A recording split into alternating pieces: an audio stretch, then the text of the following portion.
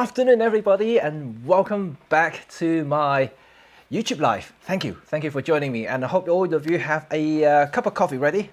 I have one right here. So yeah, we are ready to have a long afternoon chat. Hopefully, it will be very happy, very energetic, very motivated. You know, I'm just looking for some great responses here today. So this is good. I'm not sure if you guys actually seen my YouTube community post. I was asking about your opinion in terms of what is Olympus worst camera ever. You know, in your opinion. But like, I have to clarify something first. Okay. When I say worst, doesn't mean actually it's a bad camera. It just maybe something that doesn't really click, you know, when it's first presented to you, whether it's going to be the design, whether it's going to be some features, you know, something. So like, I wouldn't say there is any really horrible cameras out there. Maybe there are a couple, but then this is kind of like what I was suggesting, and so hopefully you don't take it the wrong way. So like today, I'm not going to talk about anything bad about Olympus, but rather just to maybe have some fun conversation there. And also, I would like to utilize this opportunity to perhaps gather some general responses about you know, your reactions towards Olympus designs and cameras over the years, and maybe something that I could feed back to Olympus at some point. And especially, you know, like now we have a new owner. You know, you never know which direction we're going to go, but we're definitely not following the big mothership of Olympus Corporation in Japan anymore. So that means that potentially we may have some sort of influencing power. So like, let's see what's going to happen, right? Okay, so so it's going to be fun. You know, I don't want it to be too serious. Obviously, even though that I'm an ambassador for Olympus, I represent them. I talk to them regularly, but doesn't mean that everything that I transfer over to Olympus would become a reality in the future. It's all down to, you know, R&D costs, you know, things like that, political stuff I don't understand. So but you know, I have a duty, so I might as well utilize it. Hopefully you guys will understand. So if something doesn't happen in the future, don't blame me for it. Okay, let's say some hi to people first. And ooh, there's quite a few people joined already, so thank you for coming in. So Victor, George, Uf, Goran, Baitor, okay, and Gooseman, hey, Patrick, William, Robin, Liam, 19EKA79. I love this username, man. So, it must mean something, yeah? Let me know what that means. Gerard, Lee, and Holgatron, Mark, yes. Hello there for Wales. Wee Wet. Cool name. I love it. Love it. Cool, right. Okay, I'm going to say hi to a few more people later on when it appears. Oh, Craig is here as well, and Hart, of course, Hart, hello. And excellent stuff. So we've got a few people here, and just before I go straight into the worst camera discussion, but I do have a few things to you know, kind of introduce to you, hopefully that you understand our schedule today. So obviously the first part of it, the big bulk of it, is going to talk about the cameras and stuff like that. I have some images to show you exactly what these cameras are if you're not familiar with Olympus, or have a long understanding of Olympus histories and other cameras that they have made in the past. So I have some images here, so kind of brought back the nostalgic things that you might have seen or you may haven't seen. And also that I would like to talk about Toneh, right? Not sure whether you have seen anything about Toneh, but I'm going to talk about Toneh. I will going to keep mentioning about Toneh. Toneh. Does it resonate? You know. And then obviously finally will be Q&A. As if you have anything to ask me, and you are very welcome. Just basically drop down the comment there. I will try to scroll through. Like every week I do have overwhelmingly a large amount of comments, and so it's quite hard for me to actually read every single one of them out through the live stream. So please do forgive me if I missed your comment and things like that, but I hope I will read them actually eventually. Once the stream is over, I usually go back to it, because sometimes I'll get some ideas from what you say, and maybe that will be for next week's stream or maybe further down the line. So it's gonna be fun. It's gonna be fun. So hopefully we all have some lovely, civilized, fun afternoon together over a cup of coffee and talk about Olympus, right? Okay. Okay, John as well. John, hello. Tang and Shin forever. That's good. That's nice. Shun. Hello, everybody. Wow, that's good. Okay, Ryan. Okay, now let's get crack on. Right, I'm going to go back to the community post, because that's where I got all the worst camera nomination, which is going to be really fun. Let me start up with something really interesting. Yeah. Okay, one of you suggested one of the worst camera that you suggested was, let me go back to that particular post there. It was Olympus OM101. It's nominated by Mark. Right. I don't know, any of you know about OM101? No?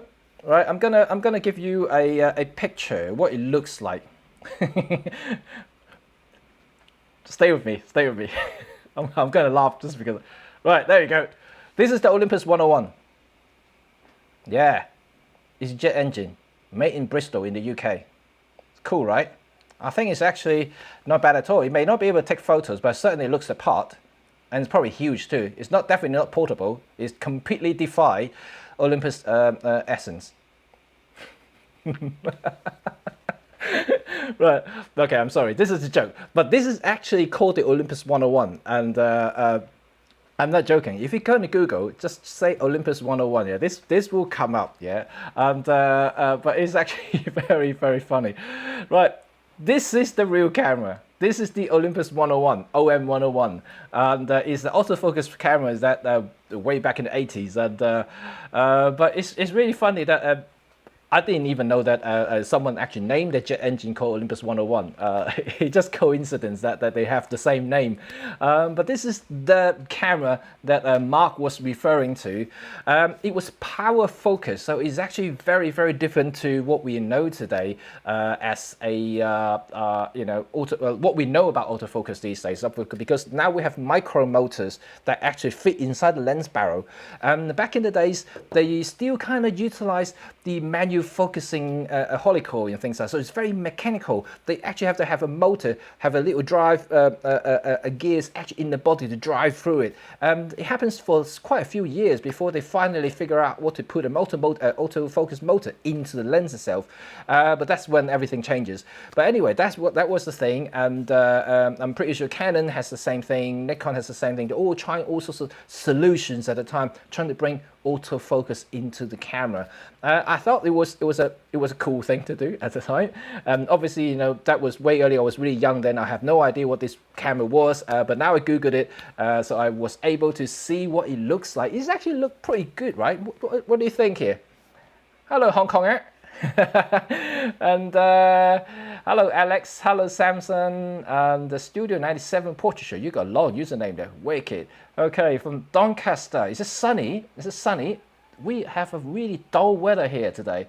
Anton from Croatia. Wow, from Croatia. Absolutely cool. Willy Billy from Taiwan. 你好，你好，我的国语讲得不好，所以对不起，我要用英语来讲一讲，可以吗？因为我的国语真的很烂。Sorry, I'm speaking Mandarin, saying that my Mandarin is very, very bad and rusty. So like it's better for me to conduct everything in English, to be quite frank. Otherwise, you will not be able to understand a word of it. And and of course, you know, 香港人 as well. I'm from Hong Kong, so I'm speaking Cantonese. So I can speak 3 languages in theory, maybe a little bit of French, but then it's just not very good at it. So you might laugh. And anyway, let's use English. International language. And Lauren, hello. Okay, so this is the OM101 camera, and what do you think of the look of it? I actually think it's pretty damn good looking though, you know. And I know Mark actually suggested this is the worst camera because it just wasn't good in terms of autofocusing. Well, it wasn't really autofocus, it's called power focusing, because that's what I told you about. They have an actual physical motor in the body to drive the actual focusing helical inside the lens and move in and out. It's really, really something. And but most of the power focusing camera in that time they all operate in a similar way. And to be quite frank, a lot of the this so-called the early versions of autofocus camera weren't that accurate anyway. So when you say it's crap at the focusing, you know, probably the same thing for Canon and Nikon at the time. They all did the same thing. Nothing was perfect in the early days of kind of like autofocusing. Technology just wasn't there. You know, they were trying everything to make it work. So that's why in the 80s, people still using manual focusing cameras because they just couldn't trust the autofocus. It's more like a gimmick. It's more like for those tech nerds, which is going to come into it later about Toneh, about nerds. Yeah, it's about nerds, about people who into technology, early adopters, and trying to you know, oh, it's fun, I got autofocus, I don't have to turn the ring anymore, you know, that kind of thing. So I can understand that why you would say that it's a crap camera and then probably the worst camera ever. Yeah, but I guess that was the best endeavor at the time. Okay, let's look at the second nominations here. And, hello Albert, hello Trev, hello Simon, and Alan, Erin. Oh, Erin from Erin. Oh, I wish I was in Hong Kong. Well, we're all here. Samson, and hello there. Okay, right. So let's get rid of this camera here. The next one, I'm actually quite surprised this one because of this. Right, look, this is the Olympus Trip 35. One of you, I'm just trying to find a post here, see who nominated this Trip. Pira Berkumis Tipis. Very long name. But anyway, he or she, I'm not entirely sure, apologize if I say it wrong, but nominated Trip and XA2, which I'm going to come into it next. So, Trip. This is a phenomenal camera. This is what actually propelled Olympus into the consumer market as a camera manufacturer. That actually is the camera that make it known to everybody in Japan and afterward worldwide. So it's actually a very pinnacle camera that Olympus ever made. And it's one of the most popular as well.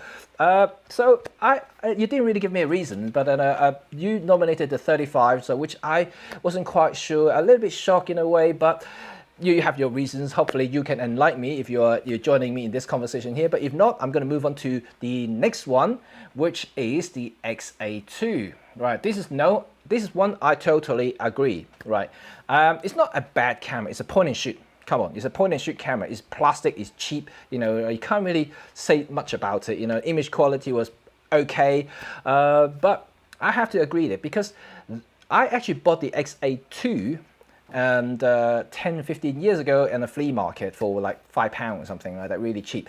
And but then when I gone back home, I actually did some research on it, and I discovered that there's a whole line of XA cameras that Olympus made. Yeah, there was XA, the original XA, then XA2, 3, 4, and after the XA, I think everything just went downhill anyway, because XA was cool. It was cool. It retains the same shape as the XA2. Exactly, it looks exactly the same. But the difference is, you see the little focusing thing on the left-hand side of the picture here, which is the right-hand side of the camera, and it's got little pictures here, like half body, full body in yellow, orange, and then you got the kind of mountain symbol there, means infinity. So this is zone focus, which is actually an easy way to do things, of course. But to me, it's just another point and shoot. There's no difference to any other manufacturers doing the same thing.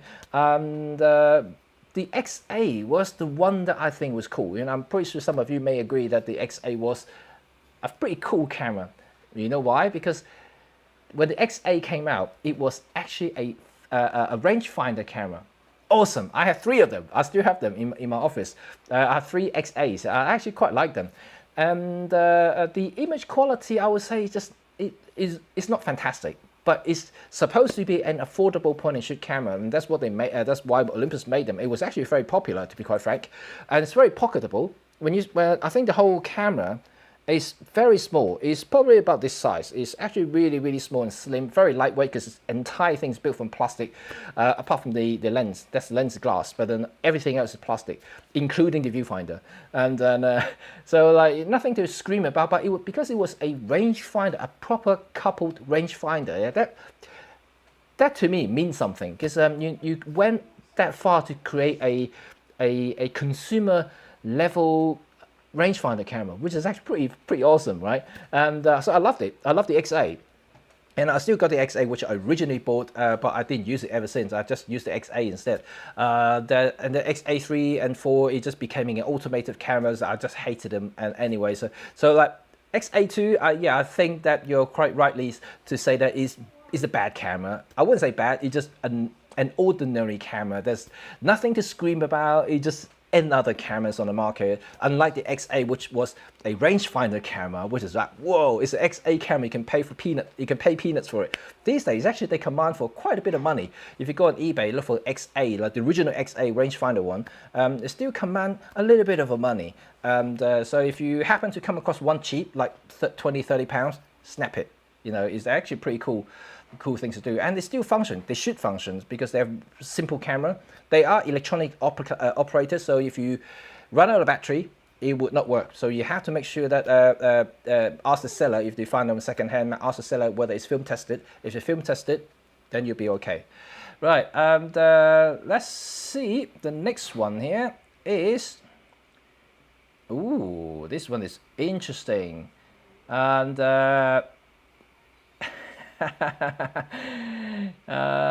let's see right here. I'm just looking for the next one here on my list here. Okay. Next, I can't find the post. Who nominated? Is any of you here nominated FE310? FE310, which I'm going to show you the picture right now. FE310 looks like this. Right? Can you see this? Okay, this is the point and shoot digital camera. Yay! This was the bread and butter for Olympus, in fact for everybody else in the industry. And yeah, they were fighting like, you know, like proper World War IV or something, you know, and then fighting for the market share for all these digital point and shoot stuff. 8 megapixel is actually pretty high for, you know, for what it was then. And in fact, if you look back into the history, yeah, you see that, you know, in the early 2000s, Olympus cameras were actually relatively high resolutions by standards, because a lot of the same class digital point and shoot, they're usually about 4, 5, 6 megapixels, but Olympus is always a little bit higher, 8, 10, 12, you know, like it's always a little bit higher. It's only until they reach 20, they kind of stop at 20, and then but anyway, this was the history. And let me just try to find who nominated the FE310. I want to find the reasons, because some of you mentioned, oh, find it, Keith the wheelman. You know, you nominated the FE310. It was cheap, appropriately not a good camera, poor autofocus, difficult to use, too automatic, with leeway to take control of the image. Okay, right. So, well, first of all, it was a consumer point and shoot, and is on a, you know, if you are used to high-end cameras like DSLRs and stuff like that, you know, you always will find a point and shoot camera just not good enough. Let's put it that way. You know, you would agree if you're now using like high-end cameras, and suddenly if you give you a point and shoot, you're gonna say that is absolute junk. This is rubbish. You know, I can't shoot raw. You know, look at the dynamic range. I mean, that's crap out of ISO 400. Oh, look at that. I can only shoot 2 frames per second in continuous mode. It doesn't even do continuous tracking. Look, it's rubbish. You know, I'm pretty sure that will be your reaction if you pick up a point and shoot today. And I mean, like consumer level point and shoot. I'm not talking about the high-end point and shoot, yeah, like the Sony RX100 series. I mean, those are, you know, you talk about £1,000 per camera. That's different. These guys probably like 200-300 at a time. And so it's a very, very different beast altogether. So yeah, I would say if that will be your experience, then that would be your experience. Then the next nomination, also by Keith, is the TG860. Whoa, look at this sexy thing. Look at that. I used to love the original the orange color theme, you know, the bright colors that they have, the Tough series. At the time, they still haven't quite managed the naming convention in Olympus. They were calling Tough Stylus.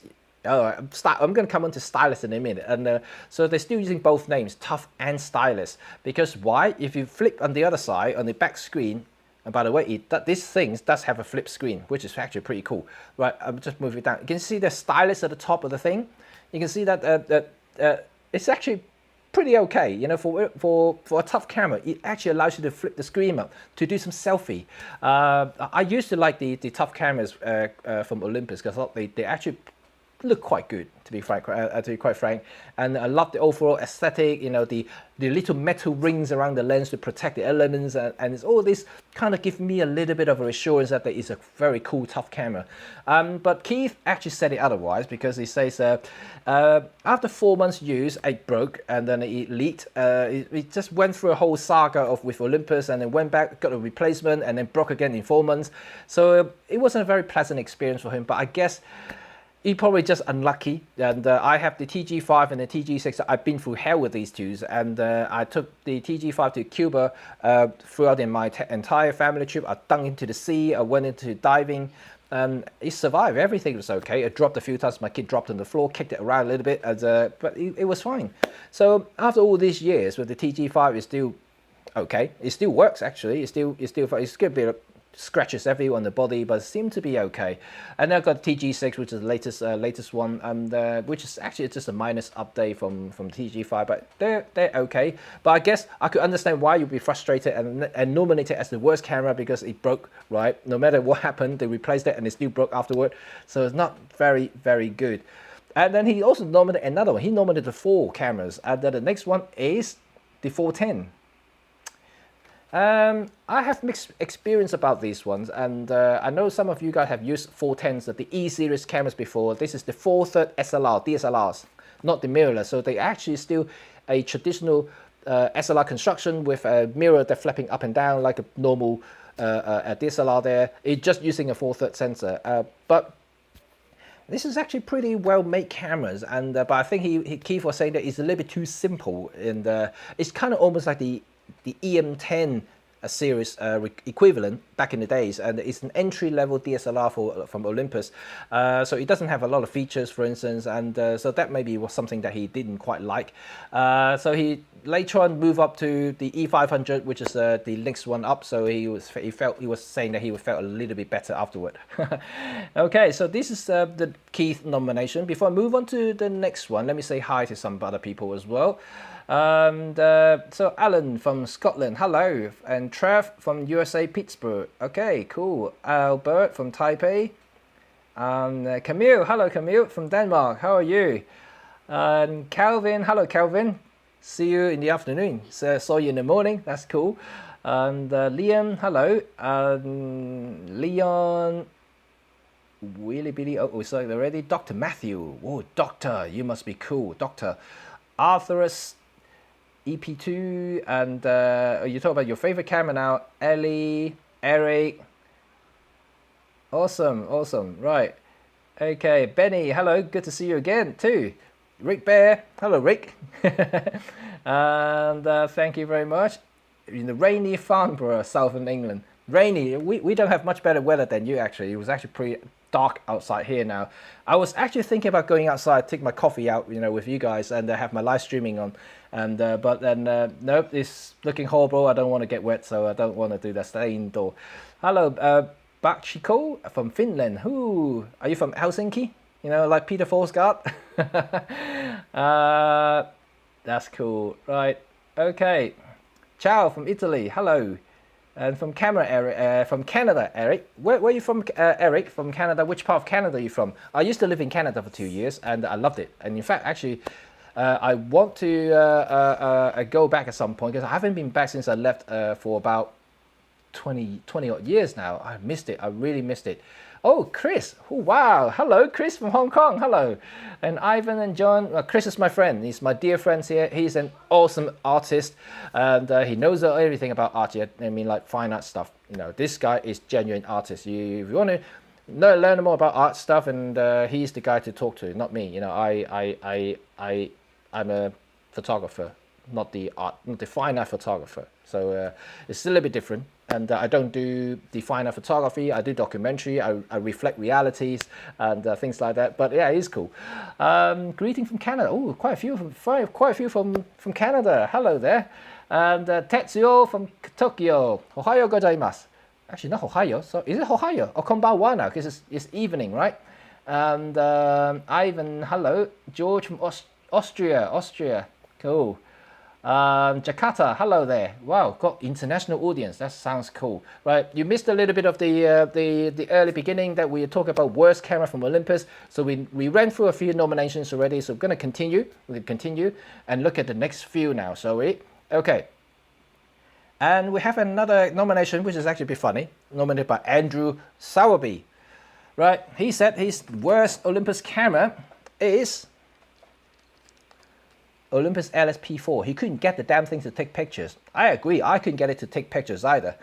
I think it's just a joke, you know, he's a recorder, of course you can't take pictures.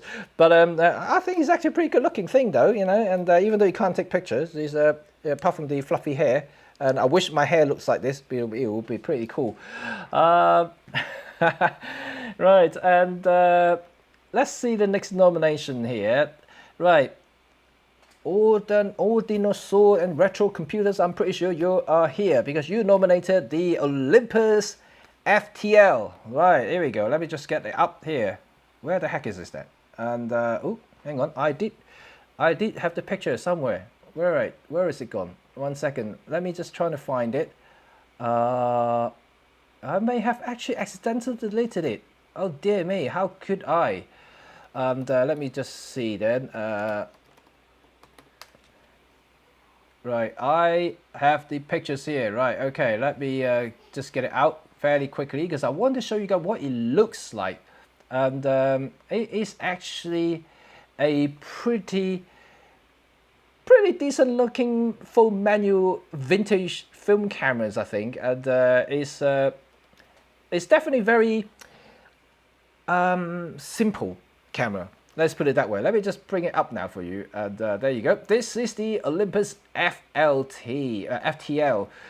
It's an M42 mount. If you don't know what that is, it's a very common screw mount cameras, and that started way back in the 60s. And to be honest, it's a very common mount that literally everybody uses. Like the Russian E cameras uses it, the Yashica uses it, Cosina uses it, the Olympus uses it. It's a common thing. And the good thing about being common, just like Micro Four Thirds mount or the L series Leica Sigma thing that they're happening nowadays, when you have a common mount, that means you can use any optics from different manufacturers. So you have a huge choice of different optics, different focal length, different aperture. So you're not restricted to just the native camera lenses, which is a cool thing, right? So this was the camera. You can tell it's a very simple camera. I'm pretty sure you can pick one up very cheap, but it's a fully mechanical camera. So what's wrong with a fully mechanical camera? I think it's pretty cool because it won't die. You know, it's just a brick. And in fact, if it does break, you can rip it all out. You can probably fix it yourself. More likely, one of the gears just needs a bit of lubrications. The foam sealing might need replacing. Some of the spring might need to be replaced, but I'm pretty sure you can get one spare anywhere from camera store. So it's a very simple camera in which kind of works. But I guess it hasn't got meter. It hasn't got anything. It's just a camera that takes pictures.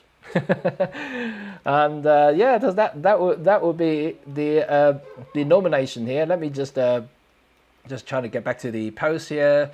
So let's see what the next one is. OM2000 is also your nomination there, which is actually Cosina basically, and the E300, okay, and the EPL1.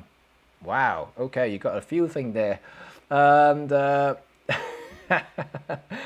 look at your little bit TLB, Lauren, you're saying, and well, to be quite frank, like I said, you know, a lot of the cameras back in the day looks very similar, and they, as a matter of fact, I actually think, you know, they may actually coming from the same factory in some cases. If you look at the actual styling of it, they all use M42 mounts to start with, and then the overall construction, whether they're just going to use the name and just license it out, you know, I'm not entirely sure. I mean, I don't come from that era, so it's quite hard for me to tell, and I'm not a historian, so I wouldn't know the exact history behind it, but they all look very, very similar, to be quite honest. But again, it's a fully metal built camera. Like people who always hate plastic camera, this is a chunk of metal right in front of you there.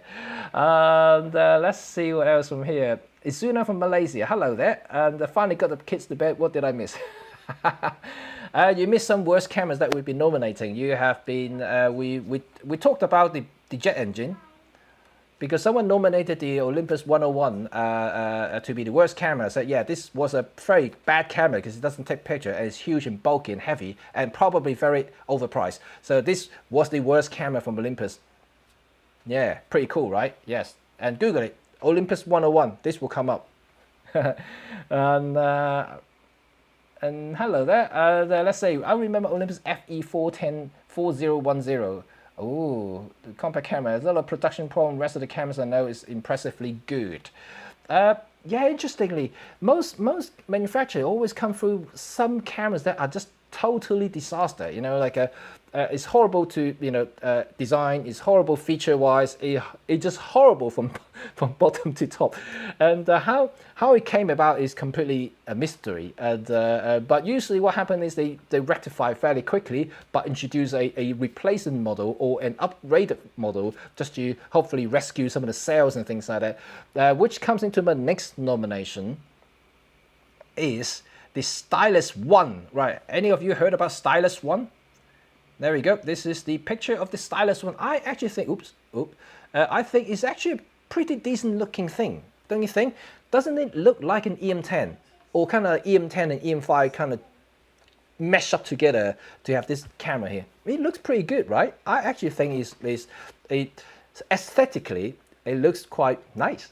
And it's actually a bridge camera, so it's not interchangeable lens camera, so you can't change the lens. It's a fixed thing to the body, but it does have a massive zoom range, like 28 to 300, I believe, and it has constant aperture of 2.8. So it sounds brilliant in specs. Yeah, it's actually pretty cool.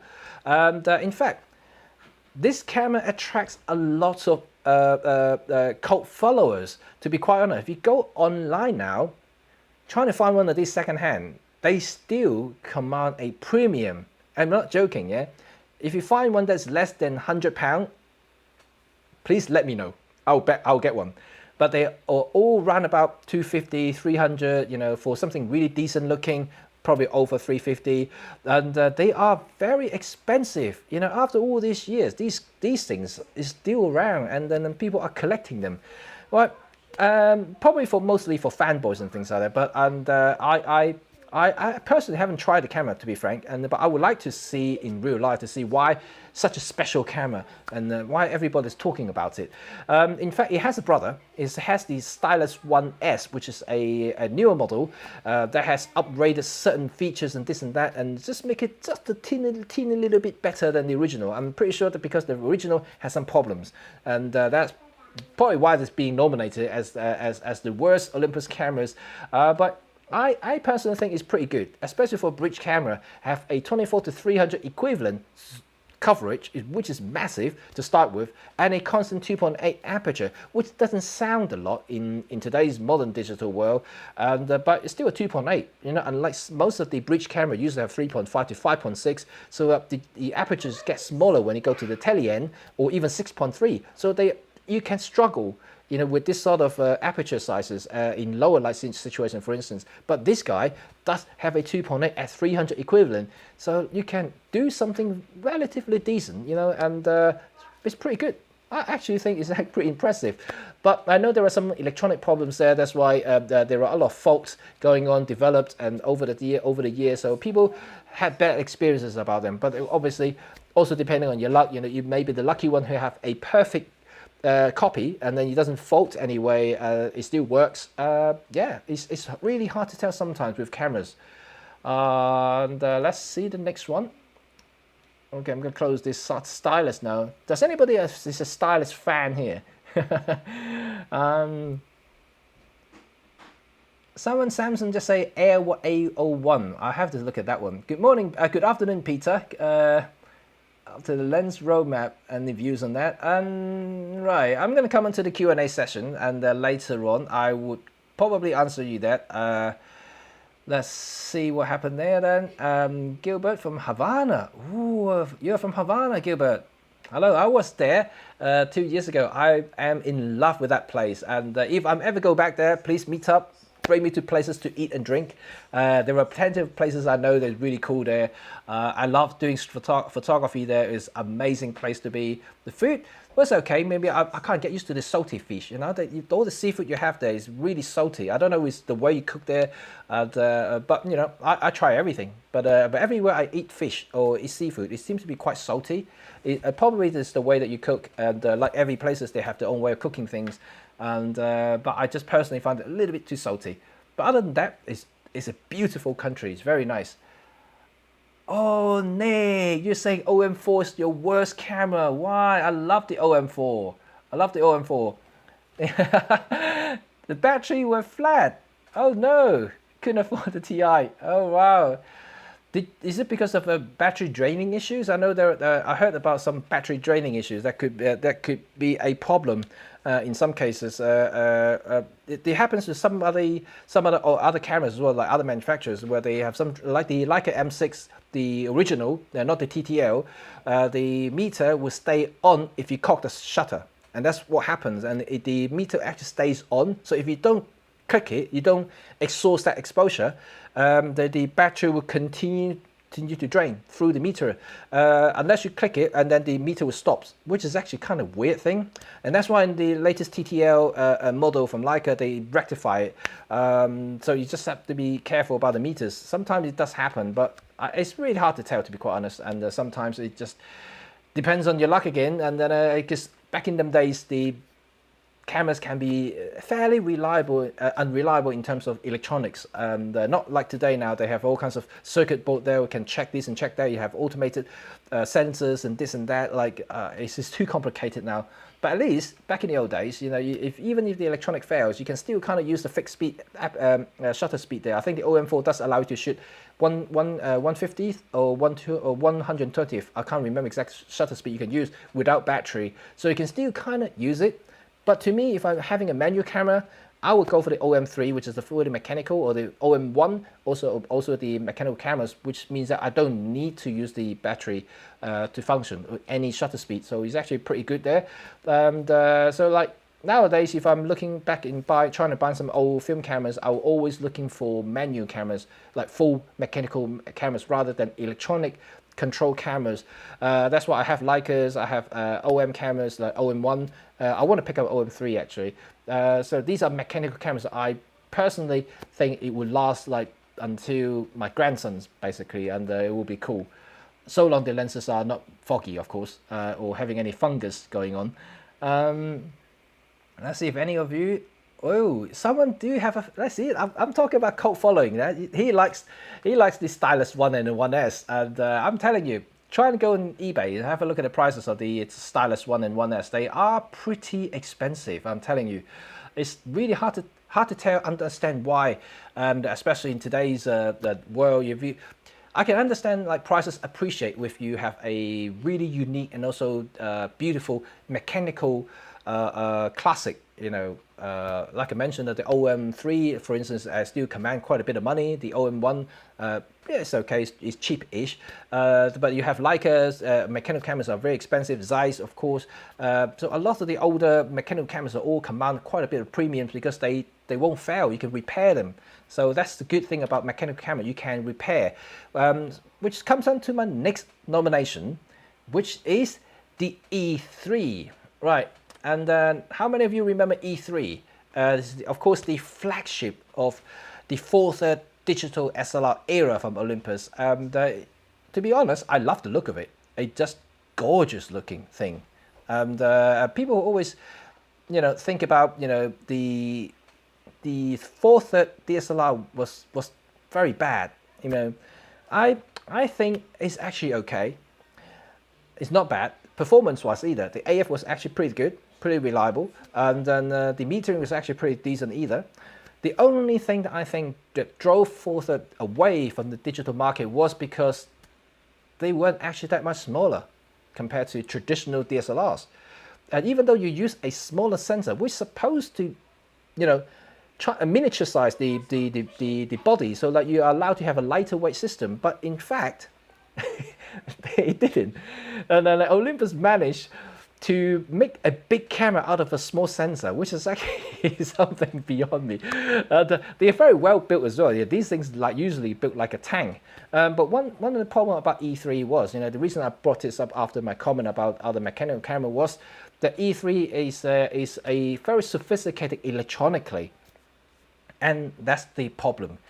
It's the electronical part. It fails miserably with the electronics, and I've known a few people use this E3, and in fact, Stefan, I don't know if you're here listening to me, the gentleman who actually very generously designed our new Red 35 logo, he is a dedicated E3 user. When he came to London to meet me last year, he showed me his E3. And he loved the E3. In fact, he's told me that was his fifth E3 or something, third or fifth body. And I asked him, why do you have so many? He said, no, I love using it, but it fails. Like after it just dies completely. You can't turn it on, you can't work with it, it just dies. It's a sudden death. But he loves it. So he buys more of them, and then he just keep using it. Of course, he has lenses for it, and that's why he uses them.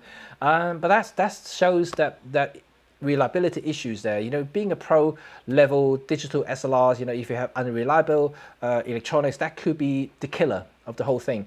But more importantly, the full third market disappears only because Olympus didn't really make a small cameras from it, and that's my personal opinion. And frankly, when I saw the E3, saw the E5, E1, and all the kind of like the bigger, more professional bodies, they aren't actually any smaller than DSLRs, like the Canon 5D, the 350D, no, not 50D, 7D, that kind of thing. Like the semi-pro F series amateur level cameras, they're about the same size. So why would I have to use a micro four third then, or a four third sensor? I want to buy into four third sensor because I want to use smaller bodies, smaller thing, and also the lenses. Remember the four third lenses?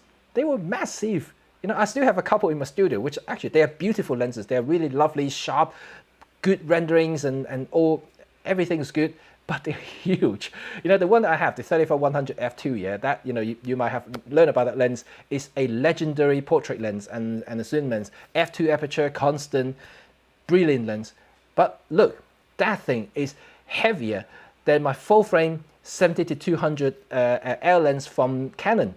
Heavier, much heavier. My Canon lens was about 1.2 kilo, I think the lens, and the 35-100 f2 was about 1.8 kilos. God, that kills my arm every time I hold that thing. And but it's a nice lens nonetheless. But that's what I'm saying. If you had that lens on, bolted onto an E3, you can imagine the weight of it. You're not really going anywhere with it. It's actually really, really heavy. But that's the history now. They had the micro four third, which is completely makes sense. To have a micro four third system, and using the four third size sensor.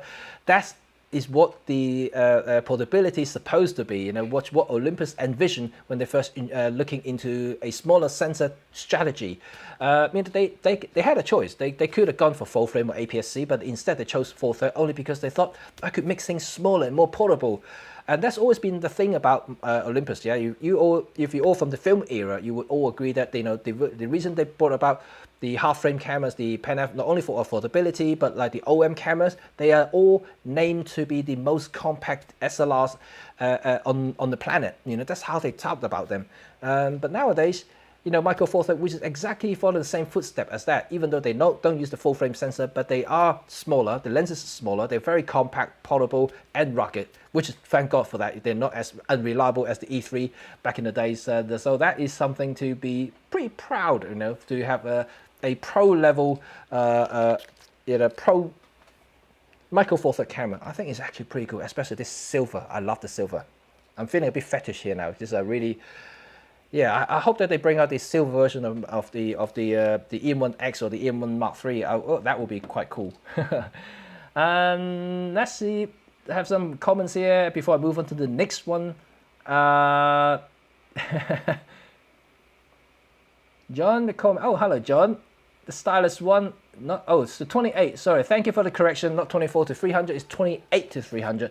But it's still a massive range there, And just that 300 just shock you, right? You know, have the 300 2.8 equivalent. I know it's still a tiny sensor, but you know, you having that reach is pretty darn good, you know, especially for a lot of general photographers who like to travel and they just want to have just one camera in their hands that can cover everything.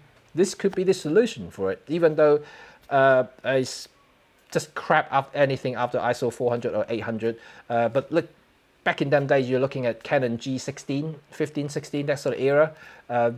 So I used to use Canon G series as well, and they are crap as well after 400 ISO. So I wouldn't really drill too down to the negative side of it, because all this similar camera in that same class was similar, you know, performance-wise, and I don't think anyone is better than the other. They're all really good in bright daylight, but they will always start to struggle as the sun's starting to go down, and that's all it is.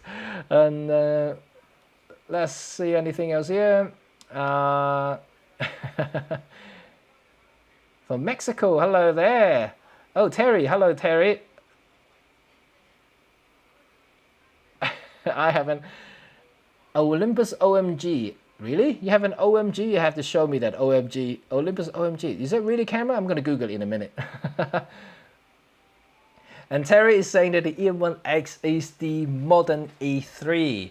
Right, okay, that's subject to debate, of course, and I actually personally love the EM1X, and this is the one that I'm using right now, filming, doing this live streaming thing. Because you can see it's actually pretty decent, right? The autofocus is actually pretty cool, and oops, you can see that it's focused on my hand there, and it's go back to my face, which is actually pretty cool.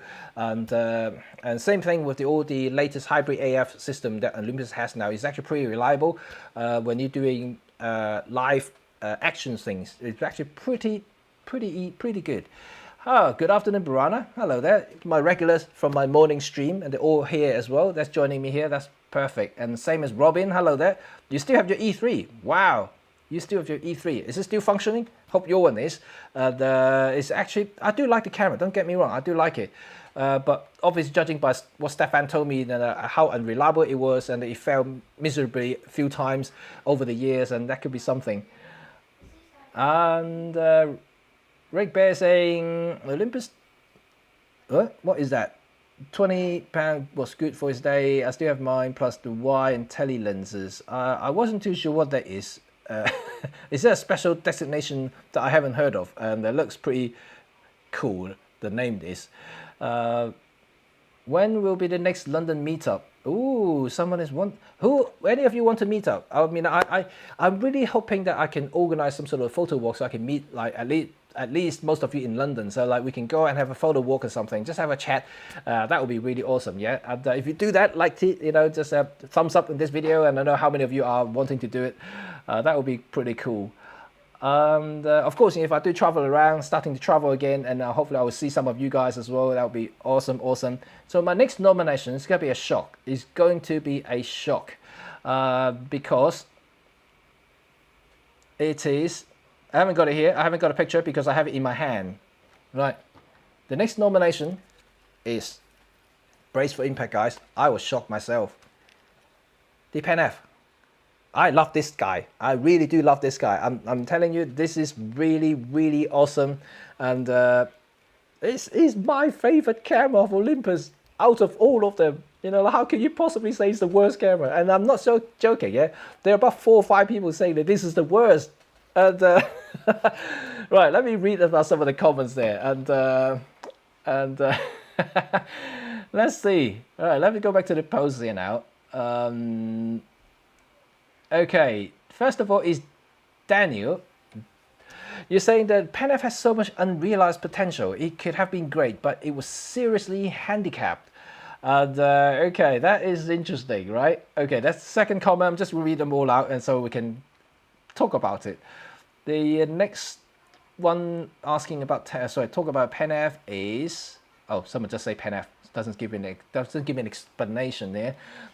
And Young, CW Young, Pen F, it doesn't match market expectation, poor focus, video features, seems Panasonic GX series take over the attractions of rangefinder style M43, Micro Four Third.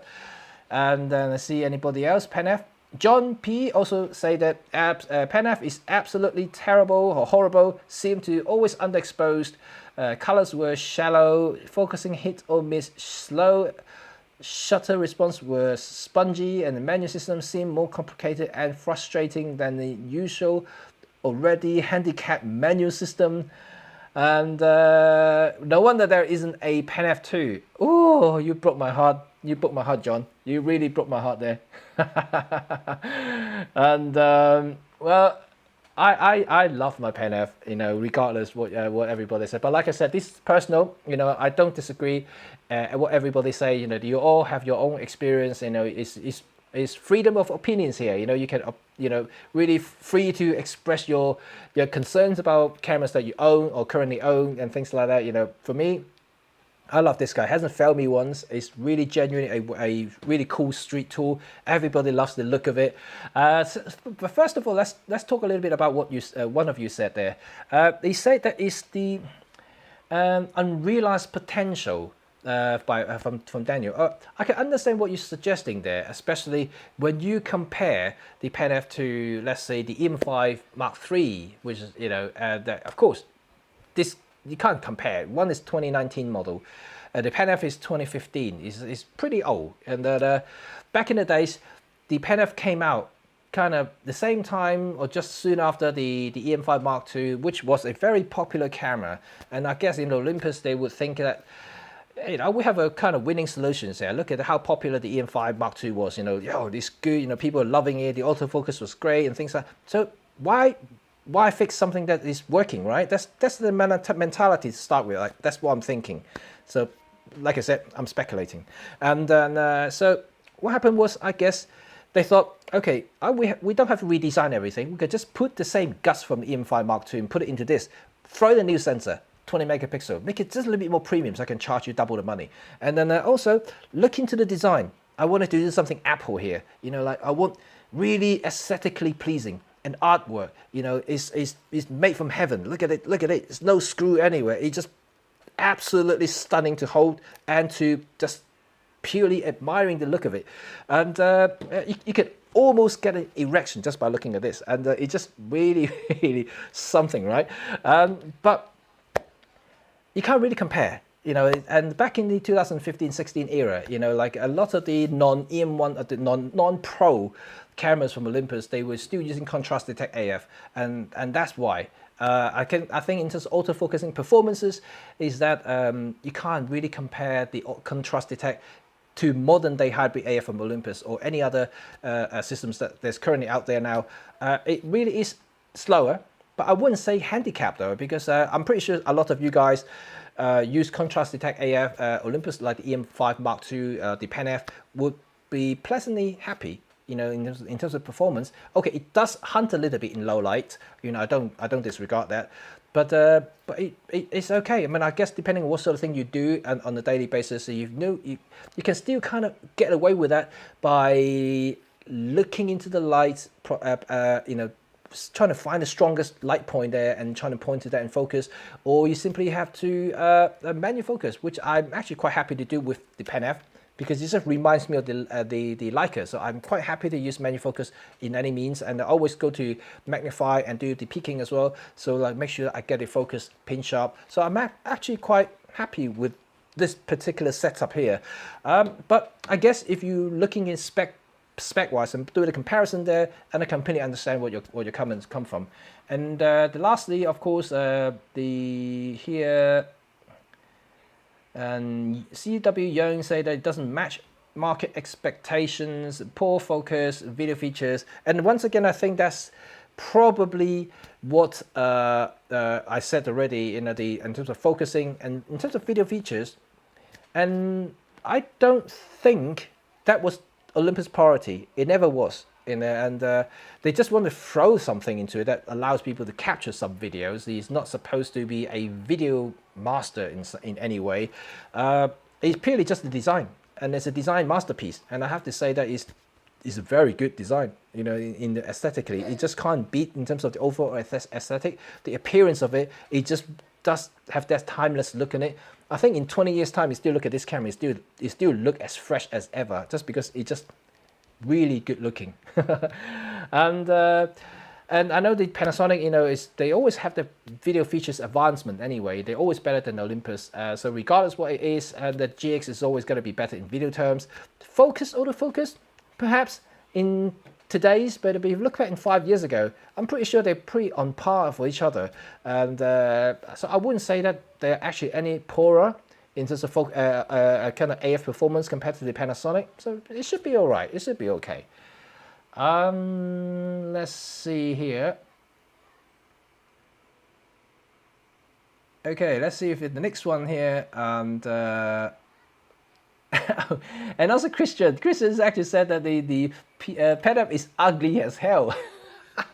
I respect you. You know, like what's your opinion? Which one is the best looking Olympus camera? You know, like for me, it's the Pen. You know, I'm the opposite of you, but it could be anything for you. I mean, maybe the EM1 or the EM10 or EPL, for instance, and yeah, it could be anything. Right, let's see what others of you have saying then. John, hello John Matthews. Remember the contrast AF when all Olympus cameras have. Someone disliked my stream. Who is that? Who? Lauren, okay, the PADAF, if updated EM5 Mark III standard, that was so $999 would be a good deal. Charging $12.99 when new and marketing in Vietnam doesn't add up. I mean, I have to say, they are pretty expensive. The PADAF was, you know, an expensive camera, given that. I do agree, and that's why I didn't get it when it first came out, because it was actually pretty expensive. Because I use my camera. I mean, I don't want a camera. It's kind of like for hobby. If I get it, I will use it. So at the time, I have the EM5 Mark II already. You know, I don't need another kind of similar camera. And it's because when I look at it, the Pen F, as sexy it looks, but it doesn't actually give me any more than the EM5 could give me at the time. So that's why I didn't get it. But then obviously later on, I did somehow get a good deal. So I bought the Pen F as my collection, and I just love it. And I really do love it. I still love it. I love that. It was loved at first sight. It's just that I didn't get it in the first year when it came out, and I got it 2 years later actually. So, but it's okay. You know, when the price did drop eventually a little bit, and I got it, it was still expensive compared to then. The EM5 Mark II already reduced quite a bit, so it's still relatively expensive compared to the EM5 Mark II, which it was based on. So yeah, it's okay. It's okay. I'm all good with the rangefinder style cameras. And join, and I would prefer an OM10 Mark IV with some of the internals of the EM5 Mark III rather than the new Pen F. I think the OM series of cams in silver, a fantastic set of looking cams hacked back into my 35 OM1N days. Absolutely, I agree with you. Mark IV. OM10, I don't know. Have you seen my end of term EM10 videos that I made a couple of weeks ago now? And I love that thing, you know. And in terms of photography wise, if you're just purely looking at a beginner level photographic cameras, I think the EM10 is actually pretty good. It will satisfy a lot of general photographers. I'm not sure about specific expert level photographers, but the generalists, you know, people who just travel, just do general day-to-day snappings. The EM10 is more than enough. It can do a lot of stuff as well for relatively cheap. And it's hopefully the Mark IV is going to come in with a little bit more advancement there. I'm waiting to see exactly what's happened there, because it will come up this year at some point. Hopefully that will be the case. Let's see then. Oh, Roman's here. Hello, Roman. And John is still arguing. John is still arguing that it's a play horrible camera to use. And that's okay. I read you, mate. You know, it's okay. If you that would be your experience, but mine is actually the opposite. I like my camera, and let's see what Victor had to say. I'm the owner of EM1 Mark II, and I like it. Even these days, camera looks a bit outdated in the background of new mirrorless full frame cameras. For me, I cannot see a replacement for them. Well, I think that this is general consensus that if you are into the Micro Four Thirds platform, especially in the Olympus world, you already know what you're getting into, you know, and why you're buying Olympus camera is for few reasons. A very obvious reason is stabilization, and it's rugged weather seal bodies, very well put together bodies, and also portability. You know, like there isn't anything out there you can reach anywhere close to in terms of portability side of it as the Micro Four Thirds system. None. You know, if you tell me that there is, it will be a lie. You know, to be honest. And you can argue that the mirrorless body, full frame mirrorless bodies are now approaching the body size of, let's say, an EM1 or something like that. And yeah, the body size may squeeze into a smaller body, but the optics, you can't squeeze the optics. It's gonna be huge still, no matter how you look at it. And if you want a 2.8 lens, it's gonna be huge. If you want 1.2 lens, even bigger. If you want a tele lens, you know, 500, 5.6, it's gonna be humongous. It's gonna be like 10 kilo worth of a thing, and it'll probably cost you about an arm just to buy it. It's not comparable in that sense. And there are still misconceptions. If anybody here doesn't understand a crop factor or equivalence, and let me know, because I really need to clarify that. There are still a lot of people leaving me like really bad comments and in my videos, and saying that oh, your 2.8 lens is equivalent to a 5.6, and by he said that is meaning saying that it's a 5.6 aperture size. Yeah, that means I got 5.6 light gathering, not 2.8, and he misunderstood the whole thing altogether. A 2.8 lens is always going to be 2.8. Like the Stylus one that we talked about earlier, it uses a tiny little sensor, but still a 2.8 equivalent aperture. It's a light gathering calculations there. It just because the sensor size smaller, it needs the actual elements has to be smaller. That's why you see the focal length label on the lens is a lot smaller in numbers, because they need to apply the crop factors there to enlarge it back to the 35 millimeters equivalent. But people always now using 35 millimeters or full frame, so to speak, as the standard. Yeah, to me, it's not a standard. It's a format. Full stop. It's a format. I know people will probably a little bit easier to understand. That's why they use equivalents to make them to kind of work backwards, so they know what they're getting into. Because for a lot of the photographers who come from the film background, like myself, you know, I'm so used to knowing what 50 millimeter is, knowing what 24 millimeters is from the film era. So like these are 35 millimeter format. And so when I switch to Olympus, of course, you know, I want to work out exactly if I want a 24, what is it going to be? So, oh, it's a 2-time crop factor, so I need a 12 mil. So like this is what for me, that's what my understanding, you know, that how I can convert in my brain. But it's an f2 lens, it's got to be f2 lens no matter what. And then and also if people think that you got it's just going to be slower, it's not anything slower. It's still the same light gathering thing, you know. People just misunderstood this equivalent things, and it still is after all these years. They still have this misconception. So like, for us, Micro Four Thirds photography, we know what we're doing, you know, and we exactly understand the whole equivalent things, and I'm pretty sure all of you are educated for that.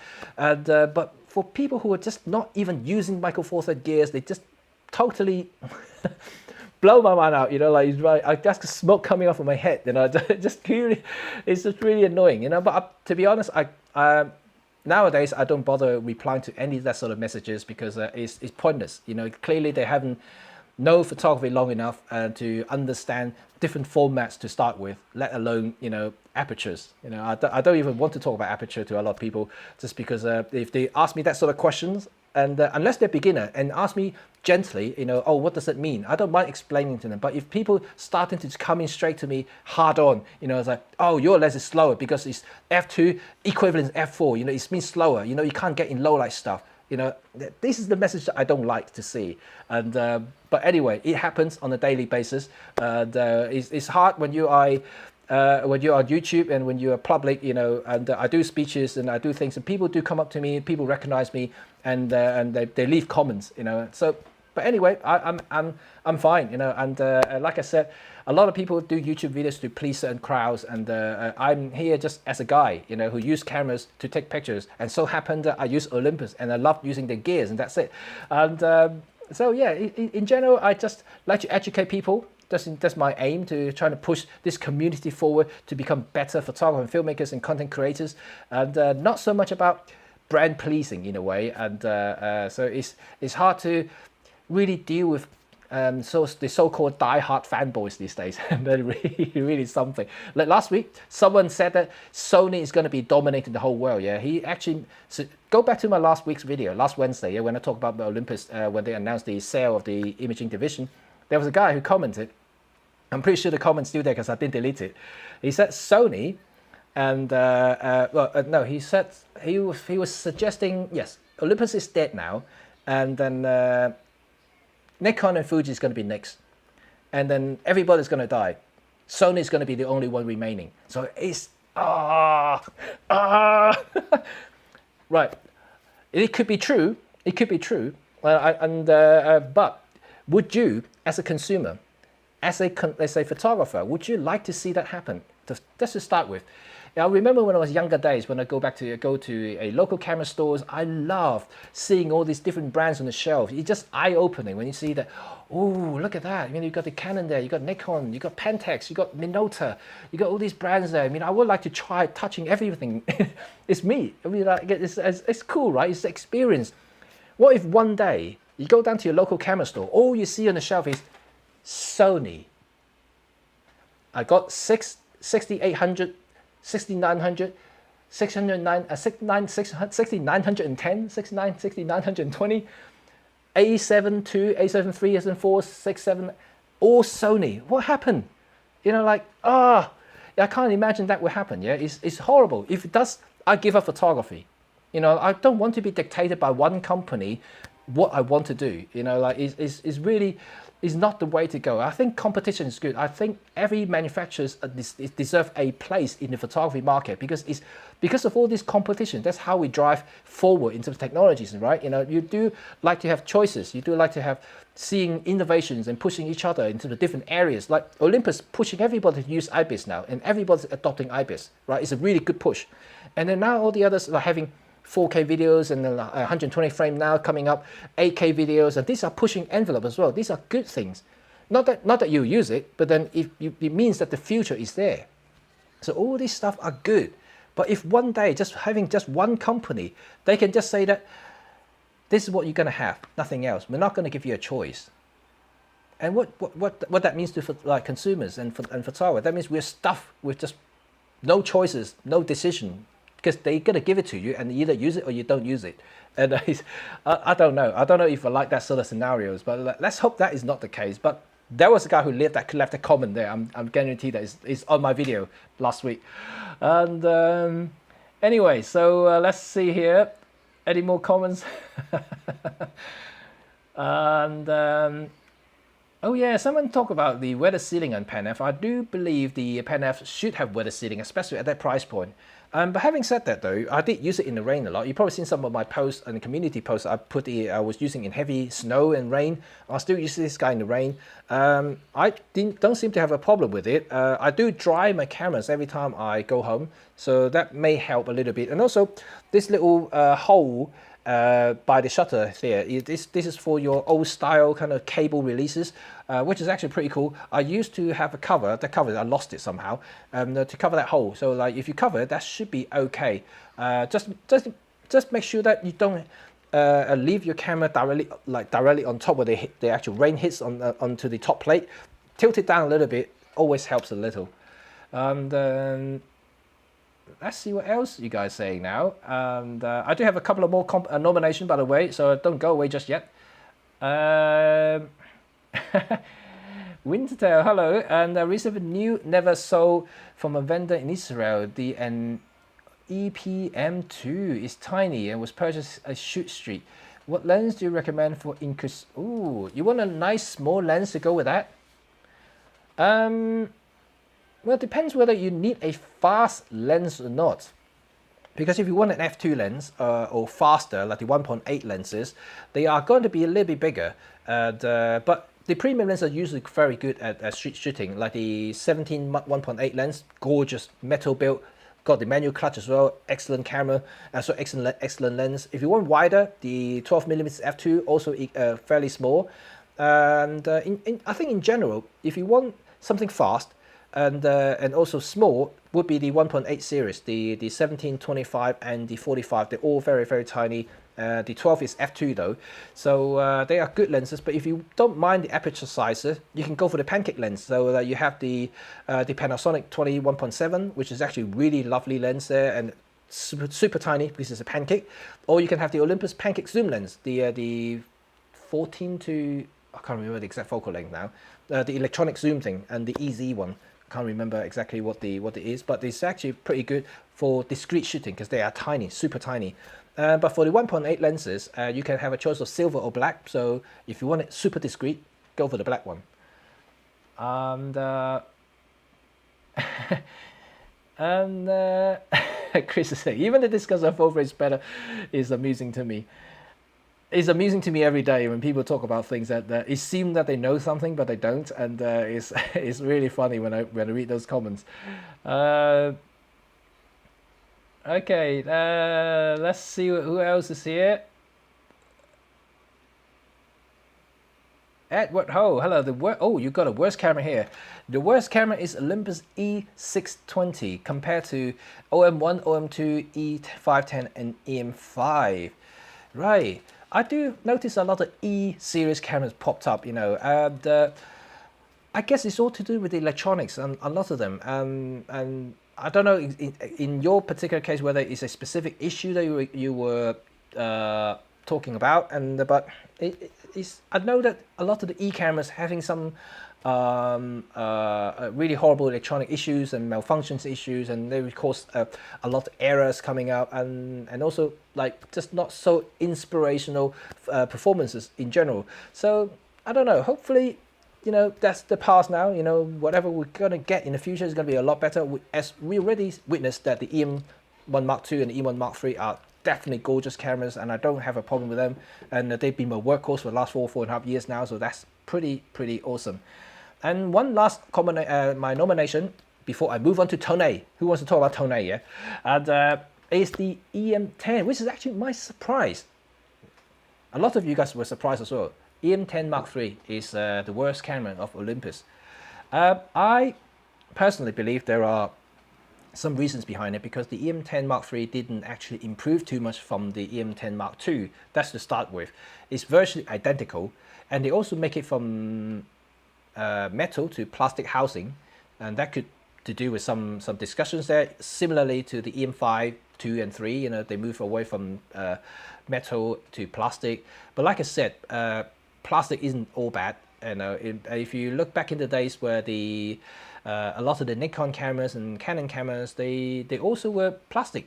You know, unless you are getting the top professional cameras like the 1 series or the single-digit Nikon cameras like the F5 and F6, they are fully metal cameras. But if you look at the lesser cameras, the Canon EOS 3, EOS 5, those cameras, they were all having plastic housing. They have magnesium frame, but the top and bottom plate is always plastic.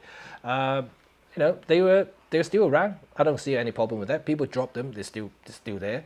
And I don't see a problem having a plastic camera whatsoever. It's just people are now being spoiled by Olympus having built everything metal to start with, and now they're trying to move away from metal, and now you're screaming for it. To be honest, I think they're still as well built. Like this is the EM5 Mark III here. They're still very well built, very well put together. I don't feel it has any problem there. There are people talking about the thread here for the tripod, but if you look at that post there, and I'm pretty sure some of you already seen it, the reason he broke that is because he's put a bloody giant lens on it. Look, every mount has a maximum capacity, and this is the reason why a lot of the tele lenses have a tripod shoe, a tripod leg. You know, like, why don't you use that? And just trying to use that to take the entire weight of the whole lens setup. That's ridiculous. Okay, these guys have metal plates, may not suffer the cracks, but it will bend. Eventually they will bend because there will be a physical limit to all these bodies here. So like, that was totally invalid there. When I saw the pose, and look at the lens he put on it, it's just ridiculous. And then you know, please, if someone give you a tripod support for the lens, use it. Please don't put all the weight onto the tripod thread on the bottom of the camera when you have a heavy, big, massive lens on. it will crack it, it will bend it, it will damage the camera body. And that's beyond me. That's, once again, it's human error more than actually the design fault, to be quite honest. They all obviously tested all the lenses across the range before they released the cameras, and so like I'm pretty sure they within the limit in terms of like weight capacity. So that if people are misusing it, and that will be their problem, to be quite honest. Right, okay, I do have a couple of other cameras there which I don't mention, which is the EPL series, like the EPL 5 and 6. Some people say EPL 10 and 9, and in a way I kind of agree and disagree at the same time, simply because you know, I love the older EPL series because you can attach a external EVF on it. I actually loved it because I love this vertical shooting, so you can tilt up the EVF, I can kind of look down. I kind of like that. But since they removed that little connection port at the bottom of the hot shoes, so they removed the option altogether since the EPL 9, and you lost the option. And I actually really loved the older external EVF thing, and I thought it was cool, you know, because I used to shoot my Leica with that, and then a really awesome solution when you do something slightly different angles, give you a slightly different perspective, also even more discreet because you're looking down, you're not looking up, and actually very good. I'm telling you, very good experience, and doing a tilt-up EVF shooting experience is actually very good. Right, okay. That's it for the worst camera discussion. I hope you guys enjoyed that little part there. And then now let's move on to my second topic of the day, which is Toneh. Right, okay.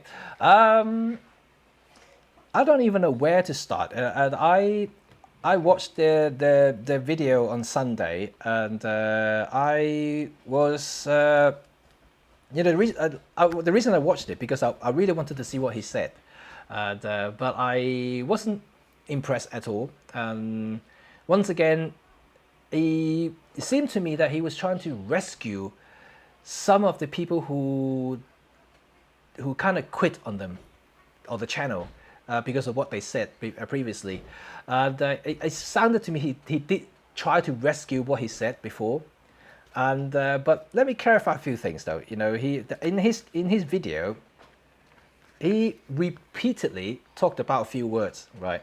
Okay, and and first of all, he talked about, when he first made the video on the Michael Four Third is dead about 2 years ago, in his video he said, "Don't shoot the passenger. I was only a messenger," and he repeated that word and that line in this latest video, probably about 10 times, in the video.